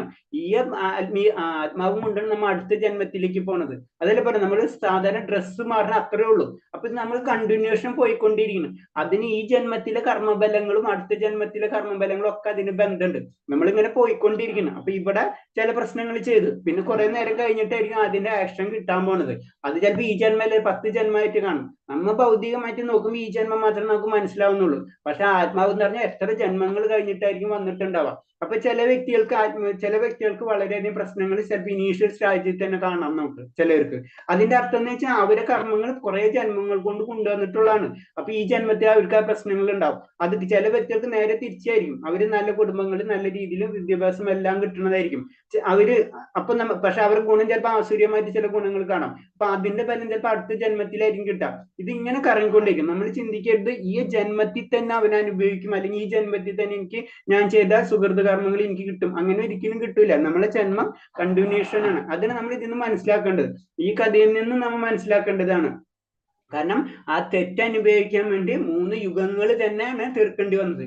അതിനത് കണ്ടിന്യൂഷൻ, അത് തീർത്തതിന് ശേഷമാണ് ലാസ്റ്റ് ഭഗവാന്റെ അടുത്തേക്ക് വീണ്ടും അവർ വരുന്നത്. അതാണ് ഈ കഥയിൽ. അപ്പൊ നമ്മള് എന്ത് ചെയ്താലും അതിന്റെ ഈ ആക്ഷൻ ഈ ജന്മത്തിലല്ല പിന്നത്തെ ജന്മത്തിൽ നമുക്ക് കിട്ടിയിരുന്നു. ചിലപ്പോൾ ഈ ജന്മത്തിൽ കിട്ടാം, അത് നമുക്കറിയില്ല എങ്ങനെ കിട്ടാം. അതൊക്കെ ഭഗവാന്റെ നിശ്ചയം. ഭഗവാൻ എന്ന് പറഞ്ഞാൽ ഭഗവാനെ അല്ല കൺട്രോൾ ചെയ്യുന്നത് പ്രകൃതിയാണ്. പ്രകൃതി എന്ന് വെച്ചാൽ ഭഗവാന്റെ തന്നെ ബഹിരംഗ ശക്തിയാണ് ഇതെല്ലാതും കൺട്രോൾ ചെയ്യുന്നത്. അതിനെ നമ്മൾ മനസ്സിലാക്കേണ്ടത്. 20ാമത്തെ ശ്ലോകം. ഹരേ കൃഷ്ണ. ആസുരീം യോനിമാപന്നാഃ മൂഢാ ജന്മനി ജന്മനി മാമാ പ്രാപ്യൈവ കൗന്ദേയ തതോ യാന്ത്യധമാം ഗതിം. ഹരേ കൃഷ്ണ. ഹരേ കൃഷ്ണ. ഹേ കുന്തിപുത്ര, അസുര ജീവിഗണങ്ങളെ അനേകം തവണ ജന്മം എടുത്തതിന് ശേഷം ഇത്തരകാൽ ഒരിക്കലും എന്റെ അടുത്ത് എത്തുകയില്ല. ക്രമേണ അധികം നീചങ്ങളായ തലങ്ങളിലേക്ക് അവര് താഴ്ത്തപ്പെടുന്നു. അതിന് ആസുര്യ ഗുണത്തിലുള്ള പ്രശ്നങ്ങൾ. കാരണം തെറ്റ് ചെയ്യുന്നവൻ വീണ്ടും തെറ്റ് ചെയ്തുകൊണ്ടിരിക്കും. അപ്പൊ അത് വളരെ ശ്രദ്ധിക്കണം എന്നാ പറഞ്ഞത്. നമ്മൾ അതിന് പറഞ്ഞ ആസുര ഗുണത്തിലേക്ക് നമ്മൾ ഒരിക്കും. അതിന് നമുക്ക് കിട്ടിയിട്ടുള്ള നോളജ് നമ്മൾ വളരെയധികം ട്രൈ ചെയ്ത് അറ്റ്ലീസ്റ്റ് ഭഗവാന്റെ നാമെങ്കിലും നമ്മൾ ജപിക്കണം എന്ന് പറയുന്നതിന്റെ കാര്യമാണ് ഏറ്റവും ചുരുങ്ങിയത്. ആ ലെവലിലേക്ക് നമ്മൾ ഉയരണം. 21. ഹരേ കൃഷ്ണ. ത്രിവിധം നരകസ്യേദം ദ്വാരം നാശനമാത്മനാ കാമക്രോധസ്തഥാ ലോഭ തസ്മാദേതത്രയം ത്യജേത്. ഹരേ കൃഷ്ണ. ഹരേ കൃഷ്ണ. നഗരത്തിന് കവാടങ്ങൾ 3 ഉണ്ട്. കാമം, ക്രോധം, ലോഭം, ബുദ്ധിയുള്ള എല്ലാവരും ഇവയെ ഉപേക്ഷിക്കണം. കാരണം അവ ആത്മാവിന്റെ അധപ്പതനത്തിലേക്ക് വഴിതെളിയിക്കും. അപ്പൊ നഗരം എന്ന് പറയുമ്പോൾ ഇത് ഭൗതികമായിട്ടുള്ള ഈ 3 ഗുണങ്ങളാണ് നമുക്ക് വരുന്നത്. കാമം, ക്രോധ, ലോഭം. ഇത് നമ്മൾ ശ്രദ്ധിച്ചില്ലെങ്കിൽ നമുക്ക് കിട്ടും. കാമം എന്ന് പറഞ്ഞാൽ നമുക്ക് ആഗ്രഹങ്ങൾ, അതൊക്കെ തോന്നിയ പോലെ നമുക്ക് എല്ലാ ആഗ്രഹങ്ങളും നമ്മൾ പ്രവർത്തിക്കാൻ വേണ്ടി ആരോട് എന്തും പ്രവർത്തിക്കുക, അങ്ങനത്തെ ഉള്ള രീതിയിൽ നമ്മൾ പറഞ്ഞിട്ടില്ലേ. നമ്മൾ ചതുരാശ്രമങ്ങളും ചതുർവർണ്ണങ്ങളും അതിലെ പുരുഷാർത്ഥങ്ങളൊക്കെ ഉണ്ട്. അതിനൊക്കെ അനുസരിച്ച് നമ്മൾ മൂവ് ചെയ്തിട്ടില്ലെങ്കിൽ നമ്മൾ എന്താണ് ആത്മാവിന്റെ അധപ്പതനത്തിലേക്ക് തന്നെയായിരിക്കും ചെയ്യുന്നത്. അതിന് ഭഗവാൻ ആദ്യം നമുക്ക് ചിലപ്പോൾ ആഗ്രഹങ്ങൾ ഉണ്ടാവും, അത് നമ്മൾ തീർക്കാൻ വേണ്ടി കൺട്രോളായിട്ട് നമ്മൾ ചെയ്യാം. എല്ലാ കാര്യം കൺട്രോൾ ചെയ്ത് കഴിഞ്ഞാൽ നമുക്ക് പ്രശ്നം ഉണ്ടാവില്ല. അല്ല, നമുക്ക് അതിനുള്ള സ്വാതന്ത്ര്യം ഭഗവാൻ തന്നിട്ടുണ്ടെന്ന് വെച്ചിട്ട് നമ്മൾ അതിനനുസരിച്ച് എന്തും പ്രവർത്തിക്കാന്ന് വെച്ചാൽ അതിന്റെ പ്രോബ്ലം ഉണ്ടാവും. നമുക്കറിയാം, നമ്മുടെ ഇന്ത്യയിൽ ഒരു നിയമമുണ്ട്, ഇപ്പൊ എക്സാമ്പിൾ ഒരു കാറുള്ള വ്യക്തി നടു റോട്ടിൽ കൊണ്ട് കാർ ഇടാൻ പറ്റില്ല അല്ലെ. അപ്പൊ അതിനുള്ള സ്വാതന്ത്ര്യം, എനിക്ക് ഡ്രൈവിംഗ് അറിയാന്ന് വെച്ചിട്ട് നടു റോട്ടിൽ കൊണ്ട് കാർ ഇട്ട് കഴിഞ്ഞാല് അത് നിയമം അനുസരിച്ച് നമുക്ക് അതിന്റെ പ്രവർത്തികൾ നമുക്ക് കിട്ടും എന്ന് പറഞ്ഞാൽ ആത്മീയതയിൽ അതിന്റെ നിയമങ്ങളുണ്ട്. നമ്മൾ ഈ ലോകത്തിലേക്ക് വന്ന് പറഞ്ഞെന്ന് വെച്ചാൽ നമുക്ക് ചില നിയമങ്ങൾ നമുക്ക് അറിയാണ്ട് കുറെ നിയമങ്ങൾ നമ്മളിലുണ്ട്. ആ നിയമങ്ങൾ നമ്മൾ ചെയ്തിരിക്കണം. അത് ചെയ്യാണ്ടിരുന്നു കഴിഞ്ഞാൽ ആ നിയമങ്ങളിൽ പറഞ്ഞ കാമക്രോധ ലോഭങ്ങളെ നമ്മൾ കൺട്രോൾ ചെയ്യണം. ഇത് ഇവിടെ കാണാം, മനസ്സിലായില്ല? ഇപ്പൊ നമ്മളെ പല സ്ഥലത്തും പല കാര്യങ്ങൾ, ഇപ്പൊ നമ്മളൊരു സൂപ്പർ മാർക്കറ്റിൽ പോയി കഴിഞ്ഞാൽ അവിടെ കുറെ കാര്യങ്ങൾ അത് മുഴുവൻ വാങ്ങിച്ചു കഴിഞ്ഞാൽ എന്താ പ്രോബ്ലം? നമ്മളെ കയ്യിൽ പൈസ ഉണ്ടാവില്ല അല്ലെ അത് തീർക്കാൻ വേണ്ടി. അന്ന് പറഞ്ഞ പോലെ തന്നെ നമുക്ക് ആഗ്രഹങ്ങൾ നമുക്ക് തീർക്കാൻ പറ്റില്ല, അതിന് കൺട്രോൾ. നമ്മളെ കയ്യിൽ പോക്കറ്റിൽ അത്ര പൈസ ഉണ്ട്, അതിനനുസരിച്ചാണ് സാധനങ്ങൾ വാങ്ങിക്കാൻ. അപ്പൊ ഒരു ലിമിറ്റഡ് ആയിരിക്കണം നമ്മളെ കാമ ക്രോധ ലോഭങ്ങളൊക്കെ നമ്മൾ തീർക്കാൻ വേണ്ടി. അതാണ് പറഞ്ഞ അർത്ഥ ധർമ്മ കാമ മോശം. നമ്മള് അർത്ഥമൊക്കെ കാമമൊക്കെ ഇതൊക്കെ വേണം, പക്ഷെ നമ്മൾ അറ്റ്ലീസ്റ്റ് മോശത്തിലേക്ക് കടക്കണം. അതാണ് നമ്മളെ ജീവിതം തന്നെ അങ്ങനെ ചിട്ടപ്പെടുത്തുന്ന പറയുന്നത്. അറ്റ്ലീസ്റ്റ് ഫസ്റ്റ് 25 വയസ്സ് വരെ നമ്മൾ ആത്മീയമായിട്ടുള്ള കാര്യങ്ങൾ ബ്രാഹ്മണൻ എന്ന് പറയുമ്പോൾ അത് വിദ്യാഭ്യാസം എന്ന് പറഞ്ഞാൽ ആത്മീയ വിദ്യാഭ്യാസമാണ്. ഭൗതിക വിദ്യാഭ്യാസം നമ്മൾ എന്തായാലും ചെയ്യും, കാരണം ഭൗതിക വിദ്യാഭ്യാസം ചെയ്യാണ്ട് നമുക്ക് ഈ ലോകത്ത് ജീവിക്കാൻ പറ്റില്ല. അപ്പൊ ഭൗതിക വിദ്യാഭ്യാസം അതിന്റെ പാർട്ടാണ്. പക്ഷെ ആത്മീയ വിദ്യാഭ്യാസം നമ്മൾ നേടിയിരിക്കുക എന്ന് പറയുന്നത്, അങ്ങനെ ആത്മീയ വിദ്യാഭ്യാസം നേടിയതിന് ശേഷം അത് നമ്മള് ഗൃഹസ്ഥത്തിലേക്ക് കടക്കുമ്പോൾ നമ്മൾ പ്രാക്ടിക്കലായിട്ട് ചെയ്യണം പല കാര്യങ്ങളും. അങ്ങനെ ചെയ്തതിന് ശേഷമാണ് നമ്മള് പിന്നെ വിരക്തിയിലേക്ക് കടക്കണം. വിരക്തി അടുത്ത സെക്ഷനും വാനപ്രസ്ഥം എന്ന് പറയുമ്പോൾ പതുക്കെ വിരക്തിയിലേക്ക് കടക്കണം. വിരക്തിയിൽ നിന്ന് നമ്മൾ മോശത്തിലേക്ക് കടക്കണം. മോശം എന്ന് പറയുമ്പോൾ ശരിക്കും ഭൗതികത 100% വിട്ടാലേ നമുക്ക് മോശം ലഭിക്കുള്ളൂ. നമുക്ക് വിടാൻ പറ്റില്ല, അത്തരം ഭൗതികമായിട്ടുള്ള ബന്ധനത്തിലാണ്. അത് കാരണം ഇനീഷ്യലായിട്ട് പതുക്കെ നമ്മളെ ഉയർത്തി കൊണ്ടുവന്നതിന് ശേഷമാണ് നമ്മള് മോശത്തിലേക്ക് നമ്മൾ കടക്കുള്ളൂ. അതിന് നമ്മളെ ആത്മീയ വിദ്യാഭ്യാസം എത്രയോ പെട്ടെന്ന് നമ്മൾ സ്റ്റാർട്ട് ചെയ്യണം. ഇപ്പോഴത്തെ തരം ആത്മീയ വിദ്യാഭ്യാസം നമുക്ക് എവിടെയും ലഭിക്കുന്നില്ല, മനസ്സിലായി? അപ്പൊ അത് കാരണം കൊണ്ട് ശരിക്കും ചൈതന്യ മഹാപ്രഭു 500 വർഷം മുന്നേ ഈ പരമ്പരയിൽ വന്നിട്ട് ഗുരുവിലെ ഏറ്റവും ഇമ്പോർട്ടൻസ് ആണ് ചൈതന്യ മഹാപ്രഭു പറഞ്ഞെന്ന് വെച്ചാൽ ഈ പതിതമായ ആത്മാക്കൾക്ക് ഇവർക്ക് അറിയില്ല. ഇപ്പൊ സ്വധർമ്മം എന്ന് പറഞ്ഞാൽ നമുക്ക് ആർക്കറിയാം നമ്മുടെ സ്വധർമ്മം എന്താണ്? ആർക്കും അറിയില്ല അല്ലെ? അപ്പൊ അതാണ്. അപ്പൊ സ്വധർമ്മം നമ്മളിപ്പോ അതാണ് ഭഗവത്ഗീത വായിച്ചു കഴിഞ്ഞാലും സ്വധർമ്മം എന്ന് പറയുമ്പോൾ എല്ലാവരും സ്വധർമ്മം ചെയ്യണം പറയും. എന്താ ഈ സ്വധർമ്മം? ആർക്കും അറിയില്ല എന്താ ധർമ്മം എന്ന്, മനസ്സിലായി? ആ ലെവലിലേക്ക് നമ്മൾ താന്നുപോയി. അതാണ് പതിതമായ ആത്മാക്കൾ എന്ന് പറയുന്നത്. ഇതിൽ പല കാര്യങ്ങളും നമുക്ക് ഇതിൽ ഒരു ബുക്ക് ഭഗവത്ഗീത വായിക്കുമ്പോൾ തന്നെ പല കാര്യങ്ങളും നമുക്ക് മനസ്സിലാവാത്തെന്ന് വെച്ച് കഴിഞ്ഞാൽ നമുക്ക് അത് അറിയില്ല. വലിയ കോളേജിൽ അല്ലെങ്കിൽ വലിയ ലെവലിലുള്ള ബുക്കുകൾ വായിക്കുന്ന പോലെയാണ് നമുക്ക് ചില സമയത്ത് ഫീൽ ചെയ്യാം. കാരണം അത് ആ സബ്ജക്റ്റ് ആയിട്ട് ടച്ച് ഇല്ല അവസ്ഥയിലേക്ക് പോയി. അത് ആത്മീയമായിട്ട് അത്രയും താന്നുപോയി നമ്മൾ.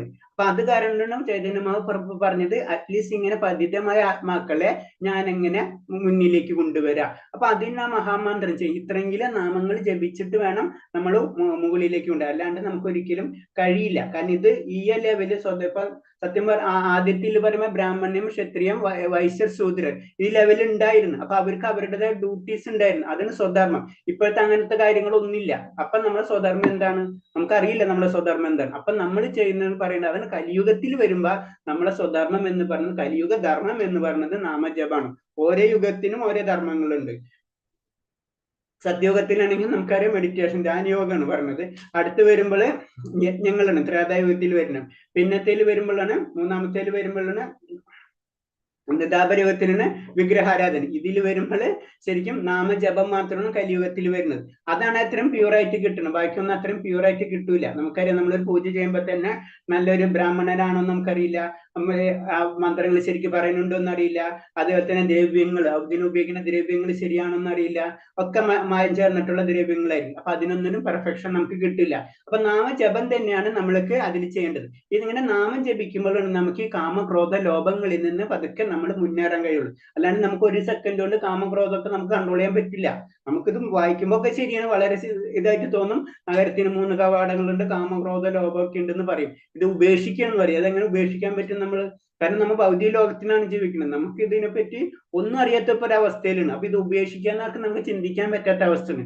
അപ്പൊ അത് കാരണം കൊണ്ടാണ് പറഞ്ഞത് നമ്മൾ നാമങ്ങൾ അറ്റ്ലീസ്റ്റ് ഭഗവാന്റെ അത് മാത്രം പ്യൂർ ഫോം ഭഗവാന്റെ നാമ ഗുണ രൂപ എന്നൊക്കെ ഒന്ന് തന്നെയാണ്. അത് മനസ്സിലാക്കി കഴിഞ്ഞാൽ ഭഗവാന്റെ നാമങ്ങൾ ജപിച്ചു കഴിഞ്ഞു കഴിഞ്ഞാൽ നമുക്ക് ഈ കാമക്രോധ ലോഭങ്ങളൊക്കെ നിയന്ത്രിക്കാൻ കഴിയും.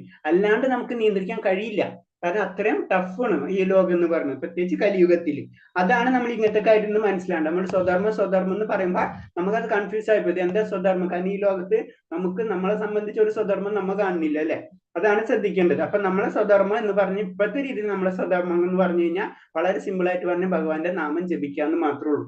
അതിൽ നിന്നാണ് പതുക്കെ പതുക്കെ നമ്മൾ ഉയർന്ന് പല ലെവലിലേക്ക് പിന്നെ നമ്മൾ കയറും. അതിന് ശ്രവണ കീർത്തന സ്മരണ ആദ്യം നമ്മൾ കേൾക്കാം.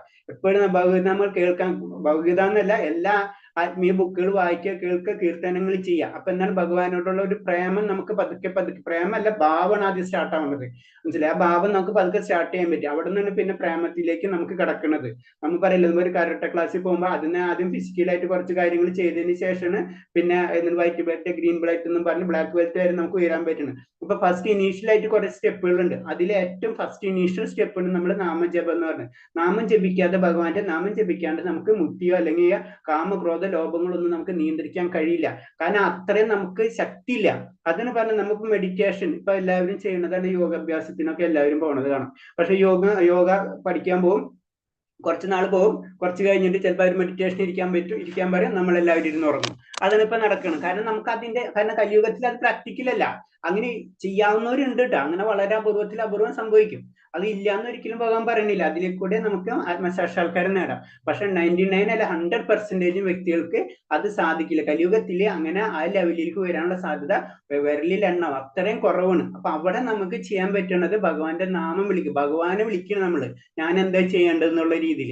അപ്പോഴാണ് നമുക്ക് ആ വഴി പതുക്കെ തെളിഞ്ഞു തരുന്നുള്ളൂ. അങ്ങനെയാണ് നമ്മൾ പതുക്കെ ഉയർന്നു വരും. അങ്ങനെ വരുമ്പോഴാണ് പിന്നെ നമ്മൾ എന്താണ്, നമ്മളിപ്പോ ആസുര്യ സ്വഭാവമാണ് 99% വ്യക്തികൾക്ക്. നമ്മൾ ആസുര്യനും ദൈവിക ഗുണത്തിലേക്ക് കടന്നാൽ മാത്രമേ നമുക്ക് ശരിക്കും ഭക്തിയിലേക്ക് നമുക്ക് കടക്കാൻ പറ്റുള്ളൂ. അല്ലാണ്ട് ആസുര്യ സ്വഭാവത്തിൽ ഇരുന്നിട്ട് നമുക്ക് ദൈവിക ഗുണത്തിലേക്ക് കടക്കാൻ പറ്റില്ല. അപ്പൊ ആസുര്യ സ്വഭാവത്തിലുള്ള ചില കാര്യങ്ങൾ നമ്മൾ നിർബന്ധമായിട്ട് നിർത്തിക്കൊണ്ടിരിക്കണം. അതിലിപ്പോ തന്നെ പറഞ്ഞില്ല, ഇപ്പൊ 4 കാര്യങ്ങൾ നമ്മൾ പറഞ്ഞല്ലേ, നമുക്ക് കരുണ, ആ ദയൊന്നും ഇല്ലാണ്ട് ഭഗവാൻ തന്നെ ഏറ്റവും കാരുണ്യവാനാണ്. ആ ഭഗവാന്റെ അടുത്ത് നമ്മൾ ഇങ്ങനെ എല്ലാതും ചെയ്തതിന് ശേഷം നമ്മൾ ആ ലെവലിലേക്ക് വരാനുള്ള സാധ്യത വളരെ കുറവാണ്. പക്ഷെ നാമജപത്തിന്റെ പ്രത്യേകത എന്ന് പറഞ്ഞാൽ ഇതൊക്കെ ഭൗതിക ശക്തി, ഭൗതികമായ ആ ബന്ധനത്തെ നമ്മളെ കുറയ്ക്കുന്ന പറയുന്നത്. അപ്പൊ ബന്ധനം കുറയ്ക്കാൻ വേണ്ടി ഭഗവാനെ നമ്മൾ വിളിച്ചുകൊണ്ടിരിക്കുന്നത്.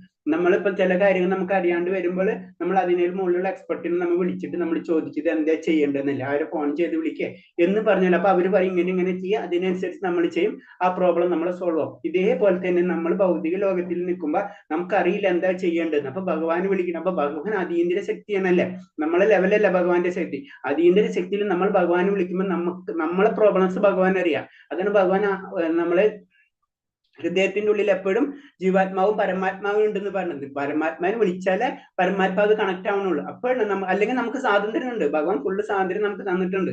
നമ്മൾ അതിനനുസരിച്ച് പ്രവർത്തിക്കുക, അതിന്റെ ആക്ഷൻ അതിനനുസരിച്ച് പ്രവർത്തിക്കുക. അപ്പൊ നമുക്കൊരു ആഗ്രഹം വന്നു കഴിഞ്ഞാൽ ഭഗവാനെ വിളിക്കണം. കലിയുഗത്തിൽ ഭഗവാനെ വിളിക്കാതെ നമ്മൾ ഒരിക്കലും ആത്മീയമായിട്ട് മുന്നേറാൻ കഴിയില്ല. അതാണ് ജപത്തിന് നമ്മൾ ഇത്രയും ഇമ്പോർട്ടൻസ് കൊടുക്കുന്നത്. പിന്നെ ഈ പറഞ്ഞ പോലെ തന്നെ മത്സ്യം, മാംസം, അതേപോലെ തന്നെ ഗാംബ്ലിങ്, അതേപോലെ തന്നെ മദ്യം, അതൊക്കെ പറയുന്നതൊക്കെ ആസുര്യ ഗുണങ്ങളാണ്. ക്ലിയർ ആയിട്ട് പറഞ്ഞിട്ടുണ്ടല്ലോ, ആസുര്യ ഗുണങ്ങളാണ്.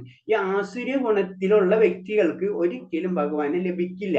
അത് നമ്മൾ തെറ്റിദ്ധാരണയത്, ഒരിക്കലും ഭഗവാനെ ലഭിക്കില്ല. നമ്മൾ താഴ്ത്തിക്ക് തന്നെ പോരുള്ളൂ, ഒരിക്കലും മുന്നിലേക്ക് പോകാൻ പറ്റില്ല. അപ്പൊ നമ്മളിപ്പോ അവിടെ ആ സ്റ്റേജിലാണെന്ന് വിചാരിക്കുക. ആ സ്റ്റേജിലാണെങ്കിൽ ഭഗവാന്റെ നാമം നാമം ചെയ്യുന്നത്, നാമത്തിൽ വരുന്നതോടുകൂടി നമുക്ക് അതിനുള്ള ആസക്തി കുറഞ്ഞുകൊണ്ടുവരും. നമുക്ക് ഒറ്റയടിക്ക് നാളെ തന്നെ ഇതൊന്നും പല കാര്യങ്ങളും നമുക്ക് ജീവിതത്തിൽ ശരി നാളെ ഇപ്പൊ ഭഗവാൻ പറഞ്ഞു കാമക്രോധലോകം, അത് ഉപേക്ഷിക്കണം. ശരി, നാളെ തൊട്ട് ഞാൻ ഇത് ഉപേക്ഷിക്കണം, നമുക്ക് പറ്റുമോ? ഒരിക്കലും പറ്റില്ല. അപ്പൊ ഈ ശബ്ദം, ഈ വേർഡ് എന്ന് പറഞ്ഞത് നമുക്ക് സൂട്ടല്ലാണ്ടായി മാറുന്നു അല്ലെ. അപ്പൊ ഭഗവാൻ പറഞ്ഞ കാര്യം നമുക്ക് ചെയ്യാൻ പറ്റുന്നില്ല. അപ്പൊ അതിനുള്ള മെത്തേഡിന് ഭഗവാന്റെ തന്നെ അവതാരമായിട്ടുള്ള ചൈതന്യ മഹാപ്രഭുവിൽ കൂടെ നമുക്ക് പറഞ്ഞു തരുന്നത്, നമ്മൾ അറ്റ്ലീസ്റ്റ് നാമങ്ങൾ, ഭഗവാന്റെ നാമം ജപിക്കുക. അതിന് ഏറ്റവും പരിശുദ്ധമുള്ളത്, ഈ ലോകത്തെ ഏറ്റവും പരിശുദ്ധമുള്ളത് അതാണ്. അത് ചെയ്യാതെ നമുക്ക് മുകളിലേക്കുള്ള ചാൻസ് അതിന് പറഞ്ഞ അത് മാത്രമല്ല, പല മെത്തേഡ് ഉണ്ട്. പക്ഷെ ഏറ്റവും താഴ്ന്ന നമ്മൾ പറയില്ല പതിതമായിട്ട് ആത്മാക്കൾ. കാരണം നമ്മൾ ഒന്നാമത്തെ ഗൃഹസ്ഥരാണ്. നമുക്ക് അല്ലാതെ ഇപ്പൊ ഈ ക്ലാസ്സിൽ തന്നെ നമ്മൾ 8 മണി കഴിഞ്ഞാൽ 8:10 എത്തും. അത് ആരും പറഞ്ഞിട്ട് കാര്യമില്ല, എല്ലാവരും ബിസി വേൾഡാ, മനസ്സിലായ. അപ്പൊ ഈ ക്ലാസ് അറ്റൻഡ് ചെയ്യാൻ പറ്റാത്തൊരു സമയം, ഇത്രയും കാര്യങ്ങൾ നമ്മൾ ചെയ്തിട്ടും ആ ക്ലാസ് അറ്റൻഡ് ചെയ്യാനടക്കം നമുക്ക് പറ്റാത്തൊരു സമയത്തിലേക്കാണ്. ഈ ലോകത്തിന്റെ പ്രത്യേകതയാണ്. ഇതിന്റെ അപ്പുറത്തായിട്ടുള്ള പല എന്റർടൈൻമെന്റും ഉള്ള നിലയ്ക്ക് ഇതിനെന്തിന് ഞാൻ സമയം കളയുന്നു എന്നൊരു ചിന്താഗതിയാണ്. കാരണം എന്ന് വെച്ചാൽ അത്രയും ബുദ്ധിമുട്ടാണ് ഭഗവാന്റെ. അത് ഭഗവാൻ തന്നെ പറഞ്ഞിട്ടുണ്ടല്ലോ, 1000-ൽ ഒരാൾ മാത്രമേ എന്നെ അറിയാൻ ആഗ്രഹിക്കുള്ളൂ എന്ന് പറയുന്നുണ്ട്. അപ്പൊ അതാണ് അത്രയും നമ്മൾ മനസ്സിലാക്കണം. അത്രയും ബുദ്ധിമുട്ടുണ്ട്. നമ്മൾ സിമ്പിളി ചിന്തിക്കുന്ന പോലെ ഭക്തി അത്ര ഈസി അല്ല നമുക്ക് ലഭിക്കാൻ. കിട്ടിയ വ്യക്തികൾ തീർച്ചയായിട്ടും അത് ഉപയോഗിച്ച് നല്ല രീതിയിൽ ഉയരണം. അല്ലാത്തവർ അറ്റ്ലീസ്റ്റ് നാമെങ്കിലും ജപിച്ചിട്ട് ഭഗവാന്റെ ആ ലോകത്തിലേക്ക് കടക്കണം. അല്ലെങ്കിൽ ആസുരികമായിട്ടുള്ള പ്രശ്നങ്ങൾ നമ്മുടെ ജീവിതത്തിൽ നമ്മൾ അതിൽ വിശ്വാസം ഉണ്ടെങ്കിൽ നമുക്ക് അതിന്റെ ബലം നമുക്ക് കിട്ടിയിരിക്കും. ആസുരികമായിട്ട് പോയി കഴിഞ്ഞാൽ തീർച്ചയായിട്ടും നമ്മുടെ ജന്മങ്ങൾ അതിനനുസരിച്ച് അല്ലെങ്കിൽ ഈ ജന്മത്തിൽ തന്നെ അതിന്റെ പ്രശ്നങ്ങൾ നമുക്ക് കാണാൻ കഴിയും. അതാണ് ഇതിൽ പറയുന്നത്. ഹരേ കൃഷ്ണ. ഏതൈർവിമുക്ത കൗന്ദേയ തമോദ്വാരൈ സ്ത്രീഭിർനര ആചരത്യാത്മനാ ശ്രേയ തദോ യാതി പരാം ഗതിം. ഹരേ കൃഷ്ണ. ഹരേ കൃഷ്ണ. കുന്തിപുത്ര, ഈ നരകധാരങ്ങളിൽ നിന്ന് രക്ഷ പ്രാപിച്ചുള്ള ആത്മസാക്ഷാത്കാരത്തിന് ഒതുങ്ങുന്ന കർമ്മങ്ങൾ ചെയ്ത് ക്രമേണ പരമപദത്തിലെത്തും. അപ്പൊ ഇതിൽ ഫസ്റ്റ് സ്റ്റെപ്പ് എന്ന് പറയുന്നത് ഈ ആസുര്യമായിട്ടുള്ള വ്യക്തികൾക്ക് എങ്ങനെ ഭഗവാന്റെ പരമമായ പദത്തിലെത്താം എന്നാണ് പറഞ്ഞത്. ഇതെങ്ങനെ ശ്രദ്ധിക്കുന്നു വെച്ച് കഴിഞ്ഞാല് ആദ്യം ഈ നരകവാദിയിൽ നിന്ന് നമ്മ രക്ഷ, ഇപ്പൊ പറഞ്ഞില്ലേ കാമക്രോധ ലോഭ, അതിൽ നിന്ന് രക്ഷ നേടണം. അതിന്റെ രക്ഷ നേടണമെന്ന് മാത്രം പറഞ്ഞിട്ടുള്ളൂ. അതെങ്ങനെ നേടണമെന്ന് ഭഗവാൻ പറഞ്ഞിട്ടില്ല. അതെന്ന് പറഞ്ഞത് അതില് ഭഗവാൻ ഇതിൽ പറഞ്ഞിട്ട് ഗുരുക്കന്മാരെ നമ്മൾ സ്വീകരിക്കുന്നു പറഞ്ഞിട്ടുണ്ട്. മനസ്സിലായ? അപ്പൊ അതിൽ കൂടിയാണ് നമ്മൾ ആരെങ്കിലും ഒരു ഗൈഡൻസ്, ഇത് എങ്ങനെ ഞാൻ ചെയ്യും, ഓക്കെ ഇത് എനിക്ക് ഇതിന് രക്ഷ നേടണമെന്നുണ്ട്, പക്ഷെ ഞാൻ ഇത് എങ്ങനെ ചെയ്യും. അപ്പോൾ നമുക്ക് പഠിക്കുന്ന ആഗ്രഹങ്ങളും ടീച്ചേഴ്സ് അല്ലെങ്കിൽ കോളേജിൽ പോയി അഡ്മിഷൻ എടുക്കും, അവർ ടീച്ചേഴ്സ് നമ്മളെ പഠിപ്പിച്ചു തരും. അതേപോലെ തന്നെ ആത്മീയതയിലും അതേപോലെ തന്നെ ഈ വാതിൽ നമ്മൾ രക്ഷ നേടണമെങ്കിൽ ആ വാതില് രക്ഷ നേടണം, അതിന്റെ മാർഗം പറഞ്ഞു തരുന്ന ഒരു വ്യക്തി ഉണ്ടാവണം. ആ സത്യത്തെ അറിഞ്ഞ, ഭഗവാൻ തന്നെ സത്യമാണ്, ആ സത്യത്തെ അറിഞ്ഞ വ്യക്തിക്ക് മാത്രമേ ഈ 3 വാതിൽ കടക്കാനുള്ള വഴി നമുക്ക് പറഞ്ഞു തരാൻ പറ്റുള്ളൂ. ആ വഴിയിൽ കൂടി നടന്നാലേ നമുക്ക് ഇതിൽ കടക്കാൻ പറ്റുള്ളൂ. അങ്ങനെ ചെയ്ത് അതിന് നമുക്കറിയില്ല എന്താ കർമ്മങ്ങൾ ചെയ്യേണ്ടതെന്ന്, നമുക്കറിയില്ല. മനസ്സിലായി? നമ്മൾ അങ്ങനത്തെ ഒരു അവസ്ഥയിലാണ്. ഏതാ ശരി ഏതാ തെറ്റ്. ഇപ്പോഴത്തെ സ്ഥിതി എന്ന് വെച്ചാൽ നമ്മൾ ധർമ്മത്തെ അധർമ്മം, അധർമ്മത്തെ ധർമ്മമായിട്ട് കാണുന്ന ലോകത്തിലാണ് നമ്മൾ ജീവിക്കുന്നത്. ധർമ്മം എന്താണെന്ന് അറിയില്ല, അധർമ്മം എന്നറിയില്ല, അതും രണ്ടോടും മിക്സ് ആയി കഴിഞ്ഞു. അപ്പൊ അവിടെ നമുക്ക് സഹായിക്കാൻ പറ്റുന്നത് ശരിക്കും നമ്മളെ ഗുരുപരമ്പരയിലുള്ള അങ്ങനത്തെ അത് സത്യം അറിഞ്ഞ ആരോ ആ വ്യക്തികളെ നമ്മൾ കണ്ടുപിടിക്കണം. ആ ആചാര്യ പരമ്പര, ഏത് ആചാര്യ പരമ്പര, ഈ ആചാര്യ പരമ്പര നമുക്ക് അതിനോട് ഇപ്പൊ സ്വാതന്ത്ര്യം ഉണ്ട്. അതിനനുസരിച്ച് ഏത് ആചാര്യ പരമ്പരയിലാണെങ്കിൽ നമുക്ക് കണക്ട് ചെയ്യാം. പക്ഷെ അത് നോക്കണം എവിടെന്നാ വന്നിട്ടുള്ള, എവിടെയാണ് അവസാനിക്കുന്നത്, വല്ല ആക്ടിവിറ്റീസുകളും നമ്മൾ ചെക്ക് ചെയ്തതിന് ശേഷം ചെയ്യേണ്ടത്. അല്ലെങ്കിൽ നമ്മൾക്ക് എന്താ, നമുക്കറിയാം നമ്മളൊരു കോളേജിൽ അഡ്മിഷൻ എടുക്കുന്ന പോലെ കറക്റ്റ് ആയിട്ട് അന്വേഷിച്ചിട്ടില്ലെങ്കിൽ ഡിഗ്രി തന്നെ ഫേക്ക് ഡിഗ്രി ആവും. അപ്പൊ എന്താണ്, അതിന് നമ്മുടെ പൈസയും പോയി, നമ്മുടെ സമയം പോയി, നമ്മുടെ ലൈഫും പോയി. അതിൽ അങ്ങനെ പോകരുത്. നമ്മൾ ആത്മീയതയിലും അതേപോലെ തന്നെയാണ്. നമുക്കറിയാം ഇപ്പൊ പലതരം സംഘടനകളുണ്ട്, ഏജൻസികളുണ്ട്, പലതരം ഗുരുക്കന്മാരുണ്ട്, ഇഷ്ടത്തിനുണ്ട്. അപ്പൊ ഏത് സത്യം അത് ശരിയാണെന്ന് നമ്മൾ ആലോചിച്ചിട്ട് ആ സത്യം അറിഞ്ഞ വ്യക്തിയെ നമ്മൾ ഗൈഡ് നമ്മളെ രീതിയിൽ പറഞ്ഞു കഴിഞ്ഞാൽ ഗൈഡൻസ് തരാവുന്ന രീതിയിൽ അല്ലെങ്കിൽ ഗുരുവായിട്ട് അക്സെപ്റ്റ് ചെയ്തിട്ട് അതിനനുസരിച്ച് നമ്മൾ പോകണം. അല്ലാണ്ട് നമുക്ക് ഒരിക്കലും ആത്മീയമായിട്ട് മുന്നേറ്റം ഉണ്ടാവില്ല. നമ്മൾ ആസുര്യമായിട്ട് ഗുണത്തിലേക്ക് തന്നെ താന്നുകൊണ്ടിരിക്കും. അതാണ് ഇതിൽ പറയുന്നത്. പറയുമ്പോഴൊക്കെ ശരിയാണ്. ഇതൊക്കെ പറയുമ്പോൾ ശരിയാണ്. 3 നരകവാതിലുകളൊക്കെ രക്ഷപ്രാപിച്ചവർ എന്നൊക്കെ പറയുമ്പോ ഒക്കെ നമുക്ക് വളരെ അലങ്കാരികമായിട്ട് തോന്നും. പക്ഷെ ഇത് നമ്മളെ സംബന്ധിച്ച്, സാധാരണ ജനങ്ങളെ സംബന്ധിച്ച് ഇത് ബുദ്ധിമുട്ടുള്ള കാര്യമാണ്. ഇതിനൊരു മാർഗം ആരെങ്കിലും പറഞ്ഞു തരാണ്ട് നമുക്കിത് കടക്കാൻ പറ്റില്ല. അപ്പൊ പറഞ്ഞു തരുന്ന വ്യക്തിയെ നമ്മൾ കണ്ടുപിടിച്ചിരിക്കണം. നമുക്ക് ആഗ്രഹമുണ്ടെങ്കിൽ ആത്മീയമായിട്ട് മുന്നേറാം, അല്ലെങ്കിൽ നമുക്ക് ഈ ലോകത്തിൽ ജീവിക്കാം. ഭഗവാൻ അതിന് ഇത്രയും കാര്യങ്ങൾ ഭഗവാൻ പറഞ്ഞാണ്, ഞാൻ ഇത്രയും കാര്യങ്ങൾ നിനക്ക് പറഞ്ഞു കഴിഞ്ഞാൽ നിനക്ക് നിന്റെ ഇഷ്ടത്തിന് ചെയ്യാൻ തന്നെയാണ് പറയുന്നത്, അല്ലെ? അപ്പൊ നമുക്ക് അതിനുള്ള സ്വാതന്ത്ര്യം ഭഗവാൻ തന്ന കാരണം കൊണ്ട് നമുക്ക് അത് എങ്ങനെ വേണമെങ്കിലും ഉപയോഗിക്കാം.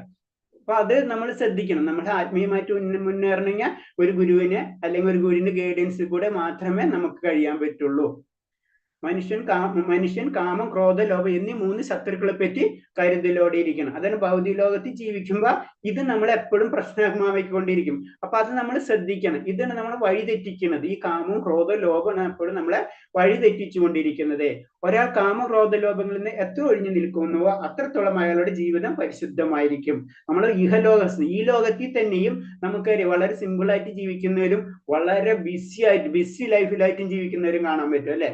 അപ്പൊ ചിലപ്പോൾ നമ്മൾ ശ്രദ്ധിച്ചാലായിരിക്കും ചിലപ്പോൾ സിമ്പിൾ ആയിട്ട് ജീവിക്കുന്നവരായിരിക്കും വളരെ ആത്മീയ സന്തോഷത്തോടുകൂടി ജീവിക്കുന്നവരും. ബിസി ലൈഫ് ഉള്ളവര് അല്ലെങ്കിൽ അത്രയും ഇതുള്ളവർക്ക് അത്ര അധികം ഹാപ്പിനെസ് അവർക്ക് ഫീൽ ചെയ്യാനുണ്ടാവില്ല.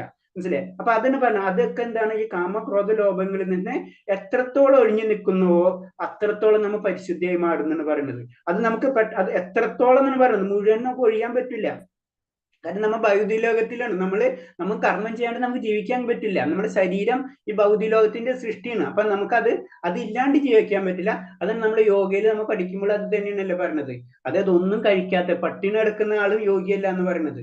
അത് അധികം കഴിക്കുന്ന ആളും യോഗിയല്ല. അപ്പൊ ഒരു ലിമിറ്റ് ഉണ്ട്. ആ ലിമിറ്റ് അനുസരിച്ച് നമുക്ക് മൂവ് ചെയ്യാൻ പറ്റുള്ളൂ. അതാണ് ഇതിലും പറയുന്നത്. അങ്ങനെ അത്രത്തോളം ജീവിതം പരിശുദ്ധമാക്കി എടുക്കുക, അതാണ് നമ്മുടെ ലക്ഷ്യം.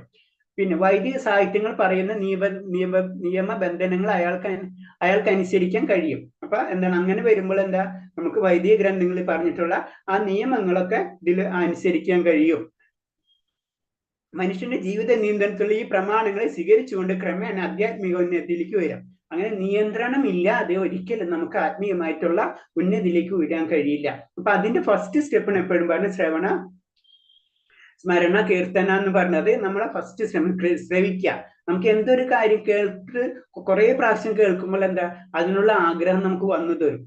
നമുക്കറിയാവുന്ന കാര്യമാണല്ലോ. എന്തൊരു കാര്യം കൂടുതൽ കേൾക്കുന്നതോ അല്ലെങ്കിൽ കൂടുതൽ കാണുന്നതോ അല്ലെങ്കിൽ കൂടുതൽ പ്രവർത്തിക്കുമ്പോൾ അതിനോടൊരു അറ്റാച്ച്മെന്റ് നമുക്ക് വരും. ഇത് തന്നെയാണ് ആത്മീയതയിൽ നമ്മൾ അറ്റാച്ച്മെന്റ് വളർത്തിയെടുക്കണം. ആദ്യം നമുക്ക് കുറച്ച് ബുദ്ധിമുട്ടായിരിക്കും. അങ്ങനെ അറ്റാച്ച്മെന്റ് വളർത്തിയിട്ട് കഴിഞ്ഞാൽ മാത്രമേ, ഇപ്പൊ നമുക്ക് ക്ലാസ് ഉണ്ട്, നമുക്ക് ക്ലാസ്സിൽ കയറണം. ചിലപ്പോൾ നമുക്ക് ഇഷ്ടമില്ലെങ്കിൽ നമ്മൾ ക്ലാസ്സിൽ കയറി ഇരിക്കണം. മനസ്സിലായി? ഈ ക്ലാസ് എന്നാൽ ഏത് ക്ലാസ്സിലാണ് നമുക്ക് ഇൻട്രസ്റ്റ് ഉണ്ട്. ഈ ക്ലാസ് ഞാൻ പറഞ്ഞത് ഏത് ക്ലാസ് ആണെങ്കിലും ആത്മീയമായിട്ടുള്ള ക്ലാസ്സുകൾ വരുന്നുണ്ടെങ്കിൽ അതിനൊരു ചാൻസ് കിട്ടണമെങ്കിൽ നമ്മൾ ആ ശ്രവണത്തിൽ ഇമ്പോർട്ടൻസ് കൊടുക്കണം. അപ്പോഴേ നമ്മൾ ഉയരുള്ളൂ. അല്ലെങ്കിൽ നമുക്ക് ആഗ്രഹം ഉണ്ടെന്ന് പറഞ്ഞിട്ട് കാര്യമില്ല. നമ്മളത് വർക്ക് ചെയ്താലോ ആത്മീയമായിട്ട് ലെവലിൽ നമുക്ക് ഉയരാൻ കഴിയുള്ളൂ. പിന്നെ നെക്സ്റ്റ്, ഇങ്ങനെ കൃഷ്ണാബോധം വരെ എത്താൻ ഭാഗ്യമുണ്ടവന് വിജയം സുനിശ്ചിതം. അപ്പൊ ഭാഗ്യം വേണം. കാരണം ഇതൊക്കെ ചെയ്തിട്ട് ഭാഗ്യം എന്നുള്ള വസ്തുത ഭഗവാന്റെ കരുണയിൽ കൂടി മാത്രം കിട്ടുള്ളൂ. അതും കൂടി ഇതിൽ പറയുന്നത്. ഓക്കെ, അടുത്തത്. ഹരേ കൃഷ്ണ. യാഹ ശാസ്ത്രവിധി മുത്സൃജ്യ വർത്തതേ കാമകാരദഃ ന സ സിദ്ധിമവാപ്നോതി ന സുഖം ന പരാം ഗതിം. ഹരേ കൃഷ്ണ. ഹരേ കൃഷ്ണ. അപ്പൊ ഇതിൽ പറഞ്ഞ ശാസ്ത്ര വിഹിത വചനങ്ങളെ കണക്കിലെടുക്കാതെ തന്നിഷ്ട പോലെ പ്രവർത്തിക്കുന്നവർക്ക് പരിപൂർണതയോ പരമലക്ഷ്യപ്രാപ്തിയോ സുഖം പോലും നേടാനാകില്ല എന്ന് പറയുന്നത്. അപ്പൊ അത്രയും നമ്മൾക്ക് ഇഷ്ടത്തിന് നമുക്ക് പ്രവർത്തിക്കാം. ഫോട്ടോഗ്രാഫി ഗാംബ്ലിംഗ് ചെയ്യാം, ഒരു ഇഷ്യൂ അല്ല. ഇലിസിറ്റ് സെക്സ് ചെയ്യാം, കുഴപ്പമില്ല. ഇന്റർസെക്ഷൻ ചെയ്യാം, അതുപോലെ തന്നെ മീറ്റിംഗ്, ഇതൊക്കെ നമ്മുടെ ഇഷ്ടത്തിന് നമുക്ക് ചെയ്യാം. പക്ഷെ അങ്ങനെ ചെയ്യുമ്പോൾ എന്താണ്, ഈ ലോകത്തിൽ പോലെ അതുപോലെ തന്നെ പരലോകത്തിൽ നമുക്ക് ആയ സന്തോഷം ലഭിക്കില്ല. അപ്പൊ ഇത്രയെങ്കിലും നമ്മൾ ചെയ്തു കഴിഞ്ഞാൽ, നമ്മൾ ആദ്യം തന്നെ നമ്മൾ ഈ മനുഷ്യ ജന്മാക്കിയെങ്കിലും നമ്മൾ മാറ്റണം. മൃഗജന്മത്തിൽ നിന്ന് മനുഷ്യജന്മത്തിലേക്ക് ആക്കി മാറ്റണം. അതിനാണ് നമ്മൾ ആദ്യം പരിശ്രമിക്കേണ്ടത്. പിന്നെയാണ് അടുത്ത ഘട്ടം നമ്മൾ ആത്മീയതവും ഇതൊക്കെ അതിലേക്ക്. ആദ്യം തന്നെ മനുഷ്യജന്മം. മനുഷ്യൻ എന്ന് പറഞ്ഞാൽ മൃഗത്തിന് ഡിഫറൻസ് നമുക്കറിയാം അല്ലെ. മൃഗത്തിനെ പോലെ അല്ല നമ്മൾ ജീവിക്കേണ്ടത്. അപ്പൊ മൃഗത്തിനെ പോലെ ജീവിക്കണം പറഞ്ഞാൽ ഇത് ഈ ലെവലിലായി തോന്നുന്ന പോലെ നമുക്ക് ജീവിക്കാം. മനസ്സിലായി? അപ്പൊ അത് മൃഗജീവിതം. ആ മൃഗജീവിതത്തിൽ നിന്ന് മനുഷ്യ ജീവിതത്തിലേക്ക് കടക്കണം. എന്നാലേ നമ്മള് ആസുര്യത്തിൽ നിന്ന് ദൈവികമായിട്ടുള്ള കാര്യങ്ങളിലേക്ക് നമുക്ക് കടക്കാൻ പറ്റുള്ളൂ. അതാണ് പറയുന്നത്.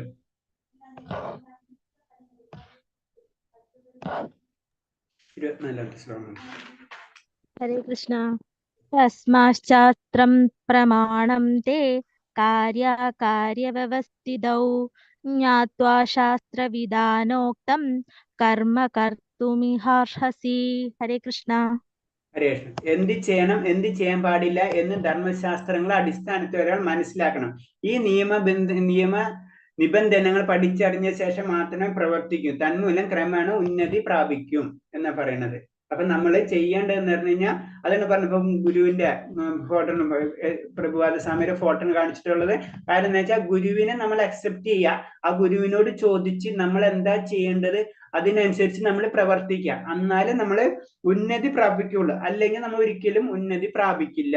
അപ്പൊ ഏറ്റവും അൾട്ടിമേറ്റ് പറഞ്ഞു വരുന്നത് നമ്മളൊരു ഗുരുവിനെ സ്വീകരിക്കുക. ഗുരുവിനെ സ്വീകരിക്കുക എന്ന് പറഞ്ഞു കഴിഞ്ഞാൽ വൈദിക ഗ്രന്ഥങ്ങളിൽ എന്താ പറഞ്ഞിട്ടുള്ളത്. കാരണം നമ്മളിപ്പോ അത്രയും താഴ്ന്ന ലെവലിലായി പോയി. ഏതാ ശരി ഏതാ തെറ്റെന്ന് നമുക്ക് അറിയാത്ത ഒരവസ്ഥയിൽ എത്തിപ്പോയി. അപ്പൊ അതിന് നമ്മൾ ഏതെങ്കിലും ഒരു ആചാര്യ പരമ്പരയിൽ നമ്മൾ നിന്ന് ആ പരമ്പരയിൽ കൂടി നമ്മൾ ഭഗവാന്റെ അക്രമങ്ങൾ ഏതാ ചെയ്യേണ്ടത് ഏതാ ചെയ്യാൻ പാടില്ലാത്തത് അത് ചെയ്ത് നമ്മൾ പതുക്കെ നമുക്ക് മൂവ് ചെയ്തിരിക്കണം. അല്ലാതെ ഒരിക്കലും നമ്മളായ ഉന്നതിയിലേക്ക് നമ്മൾ പ്രാപിക്കില്ല.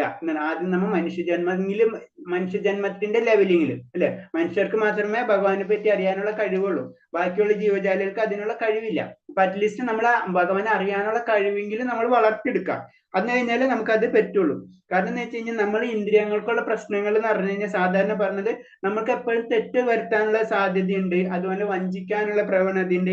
ഇതൊക്കെയാണ് ഇന്ദ്രിയങ്ങളുള്ള പ്രശ്നങ്ങൾ. ഈ ഇന്ദ്രിയങ്ങളുള്ള പ്രശ്നങ്ങളെ നമ്മൾ കൺട്രോൾ ചെയ്യണമെങ്കിൽ എന്താണ്, നമ്മൾ ഈ ധർമ്മശാസ്ത്രങ്ങളിൽ പറഞ്ഞിട്ടുള്ള കാര്യങ്ങൾ പോലെ തന്നെ പ്രവർത്തിക്കണം. ഇപ്പൊ നമുക്ക് ധർമ്മശാസ്ത്രങ്ങളിൽ പറഞ്ഞിട്ടുള്ള രീതി ഏതാണെന്ന് അറിയില്ല. അപ്പോഴാണ് നമ്മൾ ഇങ്ങനത്തെ ഗൈഡൻസ് നമ്മൾ വാങ്ങിച്ച് അതേ രീതിയിൽ നമ്മൾ പ്രവർത്തിക്കുക. അത് തന്നെ ഏറ്റവും സിംപ്ലിഫൈ ചെയ്തിട്ട് ചൈതന്യ മഹാപ്രഭു പറഞ്ഞു തന്നിട്ടുള്ളത് ഏറ്റവും സിമ്പിൾ ആയിട്ടുള്ള ഭഗവാന്റെ നാമം ജപിക്കുക എന്നാണ്. പിന്നെ അങ്ങനെ പിന്നെ നമ്മൾ ആ നാമം ജപിച്ച് തുടങ്ങുമ്പോൾ തന്നെ അതിന്റെ സീക്വൻസുകൾ, പല കാര്യങ്ങൾ പതുക്കെ പതുക്കെ പതുക്കെ അതിന്റെ റൂൾസും റെഗുലേഷൻസും ഓരോന്നോരോന്നായിട്ട് വരും. നമുക്ക് പറയില്ലേ, LKG പഠിക്കുമ്പോൾ നമ്മൾ ആദ്യം തന്നെ അക്ഷരമാലയാണ് പഠിപ്പിക്കുക അല്ലേ, അത് കഴിഞ്ഞിട്ടുള്ള അടുത്ത് പിന്നെ നമ്മൾ കൂട്ടാക്ഷരം അത് കൂട്ടി പഠിപ്പിക്കും എന്ന് പറഞ്ഞപ്പോൾ തന്നെ ഭക്തിയിലും ഒറ്റയടിക്ക് നമ്മൾ ഏറ്റവും വലിയ ആചാര്യ പരമ്പരയിൽ ആ ആചാര്യനെ പോലെ നമുക്ക് ആവാൻ സാധിക്കില്ല അല്ലെ. അപ്പൊ ആചാര്യനാണ് ഇത്രയും സ്റ്റെപ്പുകൾ അവർ ഉയർന്നതിന് ശേഷം ആ ആചാര്യ ലെവലിലേക്ക് എത്തുന്നത്. അതേപോലെ തന്നെ നമ്മളെ താഴത്തെ ലെവൽ എന്ന് പറഞ്ഞാൽ LKG അല്ലെങ്കിൽ UKG അല്ലെങ്കിൽ 1ാം ക്ലാസ് 2ാം ക്ലാസ് ആ ലെവലിലുള്ളവരാണ് നമ്മളെല്ലാവരും. അപ്പൊ നമ്മളായാലും ആദ്യത്തെ ഏതാ സബ്ജക്ട് പഠിച്ച് നമ്മൾ വരും. അപ്പൊ പഠിപ്പിക്കാൻ ആരെങ്കിലും വേണം, ആ പഠിച്ചാലേ നമ്മൾക്ക് ഇത് വരുള്ളൂ. അപ്പൊ ശരിക്കും ഇത് ആത്മീയ വിദ്യാഭ്യാസം തന്നെയാണ് പറയുന്നത്. ഇതിന് വിദ്യാഭ്യാസം നേടണം, ഭക്തി പ്രാക്ടീസ് ചെയ്യണം. അല്ലാണ്ട് ഭക്തി നമുക്ക് കിട്ടി എന്ന് വിചാരിച്ചിട്ട് ഇപ്പൊ ചില കുട്ടികൾക്ക് നന്നായിട്ട് പാടാനുള്ള കഴിവ് ചെറുപ്പത്തിലുണ്ട്, പക്ഷെ അവനത് ഉപയോഗിക്കേണ്ടിയിരുന്നാലോ അവനത്തരം മുന്നിലേക്ക് പോകാൻ പറ്റില്ല. എന്ന് പോലെയാണ് ഭക്തി നമ്മളെല്ലാവരും ഇൻബിൽറ്റ് ആണെങ്കിലും നമ്മൾ അത് ശ്രമിക്കണം, അത് ട്രൈ ചെയ്ത് കൊണ്ടുവന്നാലോ നമുക്ക് മുന്നിലേക്ക് കയറാൻ പറ്റുള്ളൂ. എന്നാലേ നമുക്ക് ഇങ്ങനത്തെ കാര്യങ്ങൾ അറിഞ്ഞ് ആത്മീയമായിട്ടുള്ള ഉയർച്ച നമുക്ക് ലഭിക്കുള്ളൂ. ഭഗവത്ഗീതയിലൂടെ കൃഷ്ണനെ അറിയുകയും കൃഷ്ണഭാവത്തെ ഉൾക്കൊള്ളുകയും ചെയ്ത് ഭക്തിയുടെ സേവനത്തിൽ മുഴുകുമ്പോൾ വേദസംഹിതകൾക്ക് നൽകാവുന്ന അത്യുത്കൃഷ്ടമായ ജ്ഞാനം എത്രയും നേടിക്കഴിഞ്ഞു. അപ്പൊ നമ്മൾ ചെയ്യേണ്ടതെന്ന് പറഞ്ഞു കഴിഞ്ഞാല് ആ ഭക്തിയുടെ സേവനം എന്ന് പറയുമ്പോൾ തന്നെ നമുക്ക് പല സംശയങ്ങൾ വരും. എന്താണ് സേവനം എന്ന് പറയുമ്പോൾ ഇത്രയോളം ഭക്തി ചെയ്യുക, നമ്മൾ ഭക്തി പ്രാക്ടിക്കലായിട്ട് ചെയ്യുക, മനസ്സിലായി. ഇപ്പൊ നമുക്കറിയാം, ഇപ്പൊ ഭഗവാന് വേണ്ടി ഒരു പുഷ്പം കൊടുക്കാന്ന്, പത്രം പുഷ്പം ഫലം തോയം യോമി ഭക്തി പ്രയച്ചിന്ന് പറയുന്ന പോലെ തന്നെ അത് നമ്മൾ ഡെയിലി ചെയ്യാൻ ശ്രമിക്കുക. അപ്പൊ അതാണ് പ്രാക്ടീസ് എന്ന് പറയുന്നത്, അതാണ് സേവനം എന്ന്. ഭഗവാന് വേണ്ടി എല്ലാവരും ഭഗവാൻ എനിക്കെല്ലാം ചെയ്യണം, ഭഗവാന് ചെയ്യേണ്ട എന്തെങ്കിലും. നമുക്കറിയാം, നമ്മളെപ്പോഴും ഒരാളെ സ്നേഹം അങ്ങനെ പ്രകടിപ്പിക്കുക, നമ്മൾ അവർക്ക് എന്തെങ്കിലും ചെയ്യുമ്പോഴാണ് അവരോട് നമുക്ക് അല്ലെ, അങ്ങനെയല്ലേ ചെയ്യാം. അല്ലെ നമുക്കെല്ലാവരും സ്നേഹിക്കുക എന്ന് പറഞ്ഞത് അത് സാർത്ഥത, അത് ആസുര്യ ഗുണമായി. നമ്മൾ ചെയ്യുമ്പോഴാണ് നമുക്ക് സ്നേഹം മറ്റുള്ളവർ നമ്മൾ പ്രകടിപ്പിക്കും. അതേപോലെ തന്നെ ഭഗവാനോട് നമ്മൾ സ്നേഹം പ്രകടിപ്പിക്കുന്ന രീതികളുണ്ട്, ആ രീതി നമ്മൾ ചെയ്യണം. അങ്ങനെ രീതികൾ ചെയ്താലോ ആ ബോണ്ടിങ് വരുള്ളൂ. അതിനല്ല ഭാവം എന്ന് പറഞ്ഞാൽ ആ ഭാവത്തിലേക്ക് നമ്മൾ കടക്കുള്ളൂ. അതിനെ ഏറ്റവും ലളിതമായിട്ടാണ് ചൈതന്യ മഹാപ്രഭു ചെയ്തിട്ടുള്ളത്. അറ്റ്ലീസ്റ്റ് ഭഗവാന്റെ ആ നാമം ജപിക്കുക, ഹരേ കൃഷ്ണ കൃഷ്ണ കൃഷ്ണ ഹരേ ഹരേ ഹരേ രാമ രാമ രാമ ഹരേ. ആ മന്ത്രം നമ്മൾ ജപിക്കുക. ഏറ്റവും സിമ്പിൾ ആയിട്ടുള്ള ഭഗവാന്റെ മന്ത്രമാണ് അത് ഏറ്റവും ലളിതമാണ്. അതുപോലെ തന്നെ അത് അത്രയും പവർഫുൾ ആണ്, അതീന്ദ്രിയാണ് ആ ശബ്ദം, മനസ്സിലായി. അപ്പൊ അത് നമ്മൾ ചെയ്യും. ഇപ്പൊ ഇത് ചെയ്യണമെന്നല്ല, അപ്പൊ നമുക്ക് സഹസ്രനാമം ചെയ്യുന്നവരുണ്ട്, അപ്പൊ സഹസ്രനാമം ചെയ്യാം. സഹസ്രനാമത്തിന് ചെയ്യുന്നതെന്ന് വെച്ചാൽ അതിനേലും പവർഫുൾ ആണ് ഈ മന്ത്രം, അത്രേ ഉള്ളൂ. അപ്പൊ നമുക്ക് അത് ചെയ്തപ്പോൾ അത് മതി. ഇപ്പൊ ഏത് മന്ത്രങ്ങളായാലും ചെയ്യാം, പക്ഷെ ഓരോ മന്ത്രത്തിനും പവർ വ്യത്യാസമായിരിക്കും, ഓരോതും അതീന്ദ്രിയമായിട്ടുള്ള ശബ്ദമാണ്. അപ്പൊ ഈ മന്ത്രത്തിന് നമുക്ക് സാധാരണ ജനങ്ങൾക്ക് ചെയ്യാൻ പറ്റും, എല്ലാ മന്ത്രങ്ങളും ചെയ്യാനും പറ്റില്ല.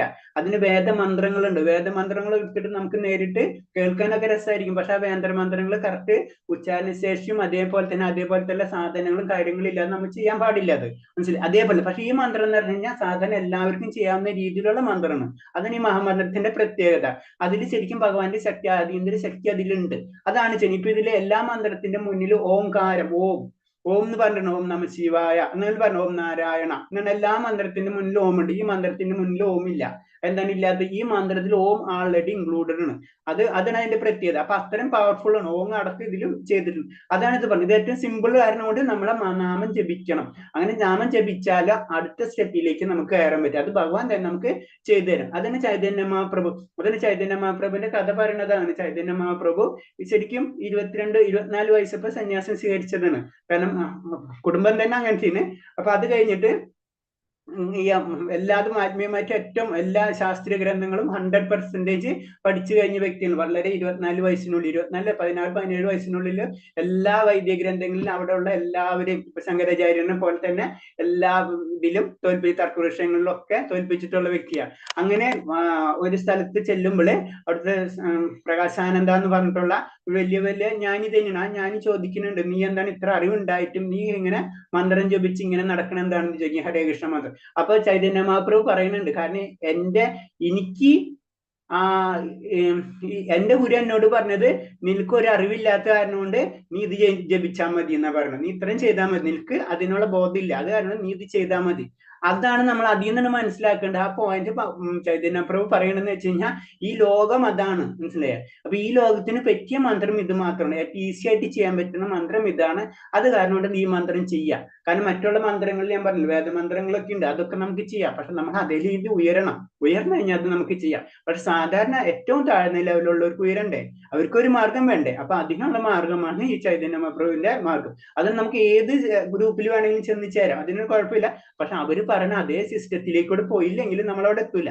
അതുപോലെ ഇതിലും സിസ്റ്റം ഉണ്ട്. ഇതിൽ ഏറ്റവും ഇനീഷ്യൽ സിസ്റ്റം ആണ് ഹരകൃഷ്ണ മന്ത്രം. അതിൽ കൂടെ നമുക്ക് കടക്കാൻ പറ്റില്ല. അത് ഇത്തിരി ഈസി ആയതുകൊണ്ട് ഇതിൽ കൂടുതൽ ആൾക്കാർ അല്ലെങ്കിൽ കൂടുതൽ വ്യക്തികൾ പെട്ടെന്ന് അട്രാക്ട് ആവണം. അത്ര ഉള്ള കാര്യം ഇതിൽ ഡിഫറൻസ് ആയിട്ട് നോക്കിക്കഴിഞ്ഞു. കാരണം ഇത് തന്നെ നോക്കിക്കാലേ അറിയാം, ഏറ്റവും കൂടുതൽ ഇതായിട്ടുള്ളത് ഏറ്റവും ഫോറിൻ കൺട്രീസിന്. കാരണം ശ്രദ്ധിച്ചാൽ ഭക്തിവേദാന്ത സ്വാമി പ്രഭുപാദർ സ്വാമി പോയത് ഇവിടുന്ന് പോയത് ഒന്നും ഇല്ലാണ്ടായിരുന്നു. ശരിക്കും അമേരിക്ക പോണ സമയത്ത് ഒന്നും കയ്യിലില്ല, മനസ്സിലായി? അതല്ലാതെ ഭഗവാന്റെ കാരുണ്യത്തിലാണ് വിത്തിൻ 10 yearsനുള്ളിൽ ലോകമെമ്പാടും ഈ ക്ഷേത്രങ്ങൾ മുഴുവനും ചെയ്തത്. അത് ഭഗവാന്റെ കാരുണ്യം ഇല്ലാണ്ട് ഇതൊക്കെ നടക്കോ? എത്ര വയസ്സുണ്ട് ആ സമയത്ത്? 70 വയസ്സുള്ള ഒരു വ്യക്തിയാണ്. 60-75 ആ റേഞ്ചും ഏജ്ഡ് ഉണ്ട്. അപ്പൊ അവിടെ ചെല്ലുമ്പോൾ അവിടെ ഉള്ളപ്പോൾ പൈസ ഇല്ല, വേറൊരു രാജ്യം, ഒരു കാര്യം ഇതൊന്നും അറിയാത്ത അങ്ങനെ ചെന്നിട്ടാണ് ഇത്രയും വിത്തിൻ 10 years. അത് അവിടുത്തെ കൾച്ചർ എൻറ്റയർലി ഡിഫറെന്റ് ആണ്, അല്ലെ? ഇപ്പൊ ഈ 4 പറഞ്ഞ കാര്യമാണ് അവിടെ ഏറ്റവും കൂടുതൽ ഉപയോഗിക്കുന്നത്. അങ്ങനത്തെ വ്യക്തികളെ അതിനെ ഹിപ്പിനെ ഹാപ്പി ആക്കിയെന്ന് പറഞ്ഞത്, മനസ്സിലായി? അവരെ ശരിക്കും അവര് ഇംഗ്ലീഷുകാരും നമ്മളെ പോലെ അല്ല. അവരെല്ലാ കാര്യവും സ്റ്റഡി ചെയ്തിട്ട് അവർ ചെയ്യുള്ളൂ. കാരണം ഇപ്പോഴത്തെ തന്നെ അറിയാം, നമ്മളിപ്പോ എന്തൊരു കാര്യം ഇപ്പോഴും നമ്മുടെ കരിക്കുവെള്ളം കുടിക്കണമെങ്കിലും അമേരിക്കൻ വ്യക്തികൾ കുടിച്ചു കഴിഞ്ഞാൽ നമ്മൾ കുടിക്കും. പക്ഷെ നമ്മൾ അക്സെപ്റ്റ് ചെയ്യില്ല. പക്ഷെ അവരത് അക്സെപ്റ്റ് ചെയ്ത് നമ്മൾ അക്സെപ്റ്റ് ചെയ്യും. അങ്ങനത്തെ ഒരു കൾച്ചർ നമ്മളൊക്കെ ഒന്ന് ഡെവലപ്പ് ആയി കഴിഞ്ഞു, മനസ്സിലായി? അപ്പൊ അത് തന്നെയാണ് അവർ ചെയ്യുന്നത്. കാരണം അവിടെ ചെന്ന് അവർ ചെയ്തപ്പോൾ അവരത് മുഴുവൻ ചെയ്തിട്ടോ ചെക്ക് ചെയ്തിട്ടോ അവർ ചെയ്യുള്ളൂ. അവർ ചെക്ക് ചെയ്ത് പെർഫെക്റ്റ് ആയി ലോകം മെമ്പാടെ ഏറ്റവും കൂടുതൽ ഇസ്കോന്റെ ഏറ്റവും കൂടുതൽ ഡെവലപ്മെന്റ് ഉണ്ടായിട്ടുള്ള സമയമാണ് അത്. അപ്പൊ അതാണ് അതിന്റെ പ്രത്യേകത. അതേ മന്ത്രത്തിന്റെ പവർ തന്നെയാണ്. അത് നമ്മൾ മനസ്സിലാക്കി നമ്മുടെ ചോയ്സിന് നമുക്ക് എങ്ങനെ വേണമെങ്കിലും ചെയ്യാം. അതിന് അത് ഭഗവാനായുള്ള സ്വാതന്ത്ര്യം നമുക്ക് തന്നിട്ടുണ്ട്.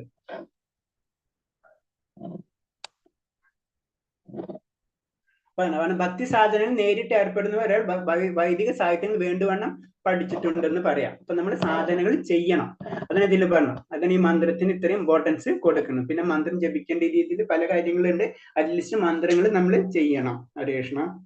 കഴിഞ്ഞു മാതാജി. ഇനി എന്തെങ്കിലും ചോദിക്കാനുണ്ടെങ്കിൽ ചോദിക്കാം, അല്ലെങ്കിൽ സ്റ്റോപ്പ് ചെയ്യാം. ഓക്കെ. വാഞ്ചകൽപതരൂപേച്ച കൃപാസിന്ധ്യാവച്ച പതിനാം പാവനേഭ്യ വൈഷ്ണവേഭ്യ നമഃ അനന്തകോടി വൈഷ്ണവ ഭക്തർക്ക് പ്രഭാതിക്ക് ഗുരുദേവ ഹരേ കൃഷ്ണ.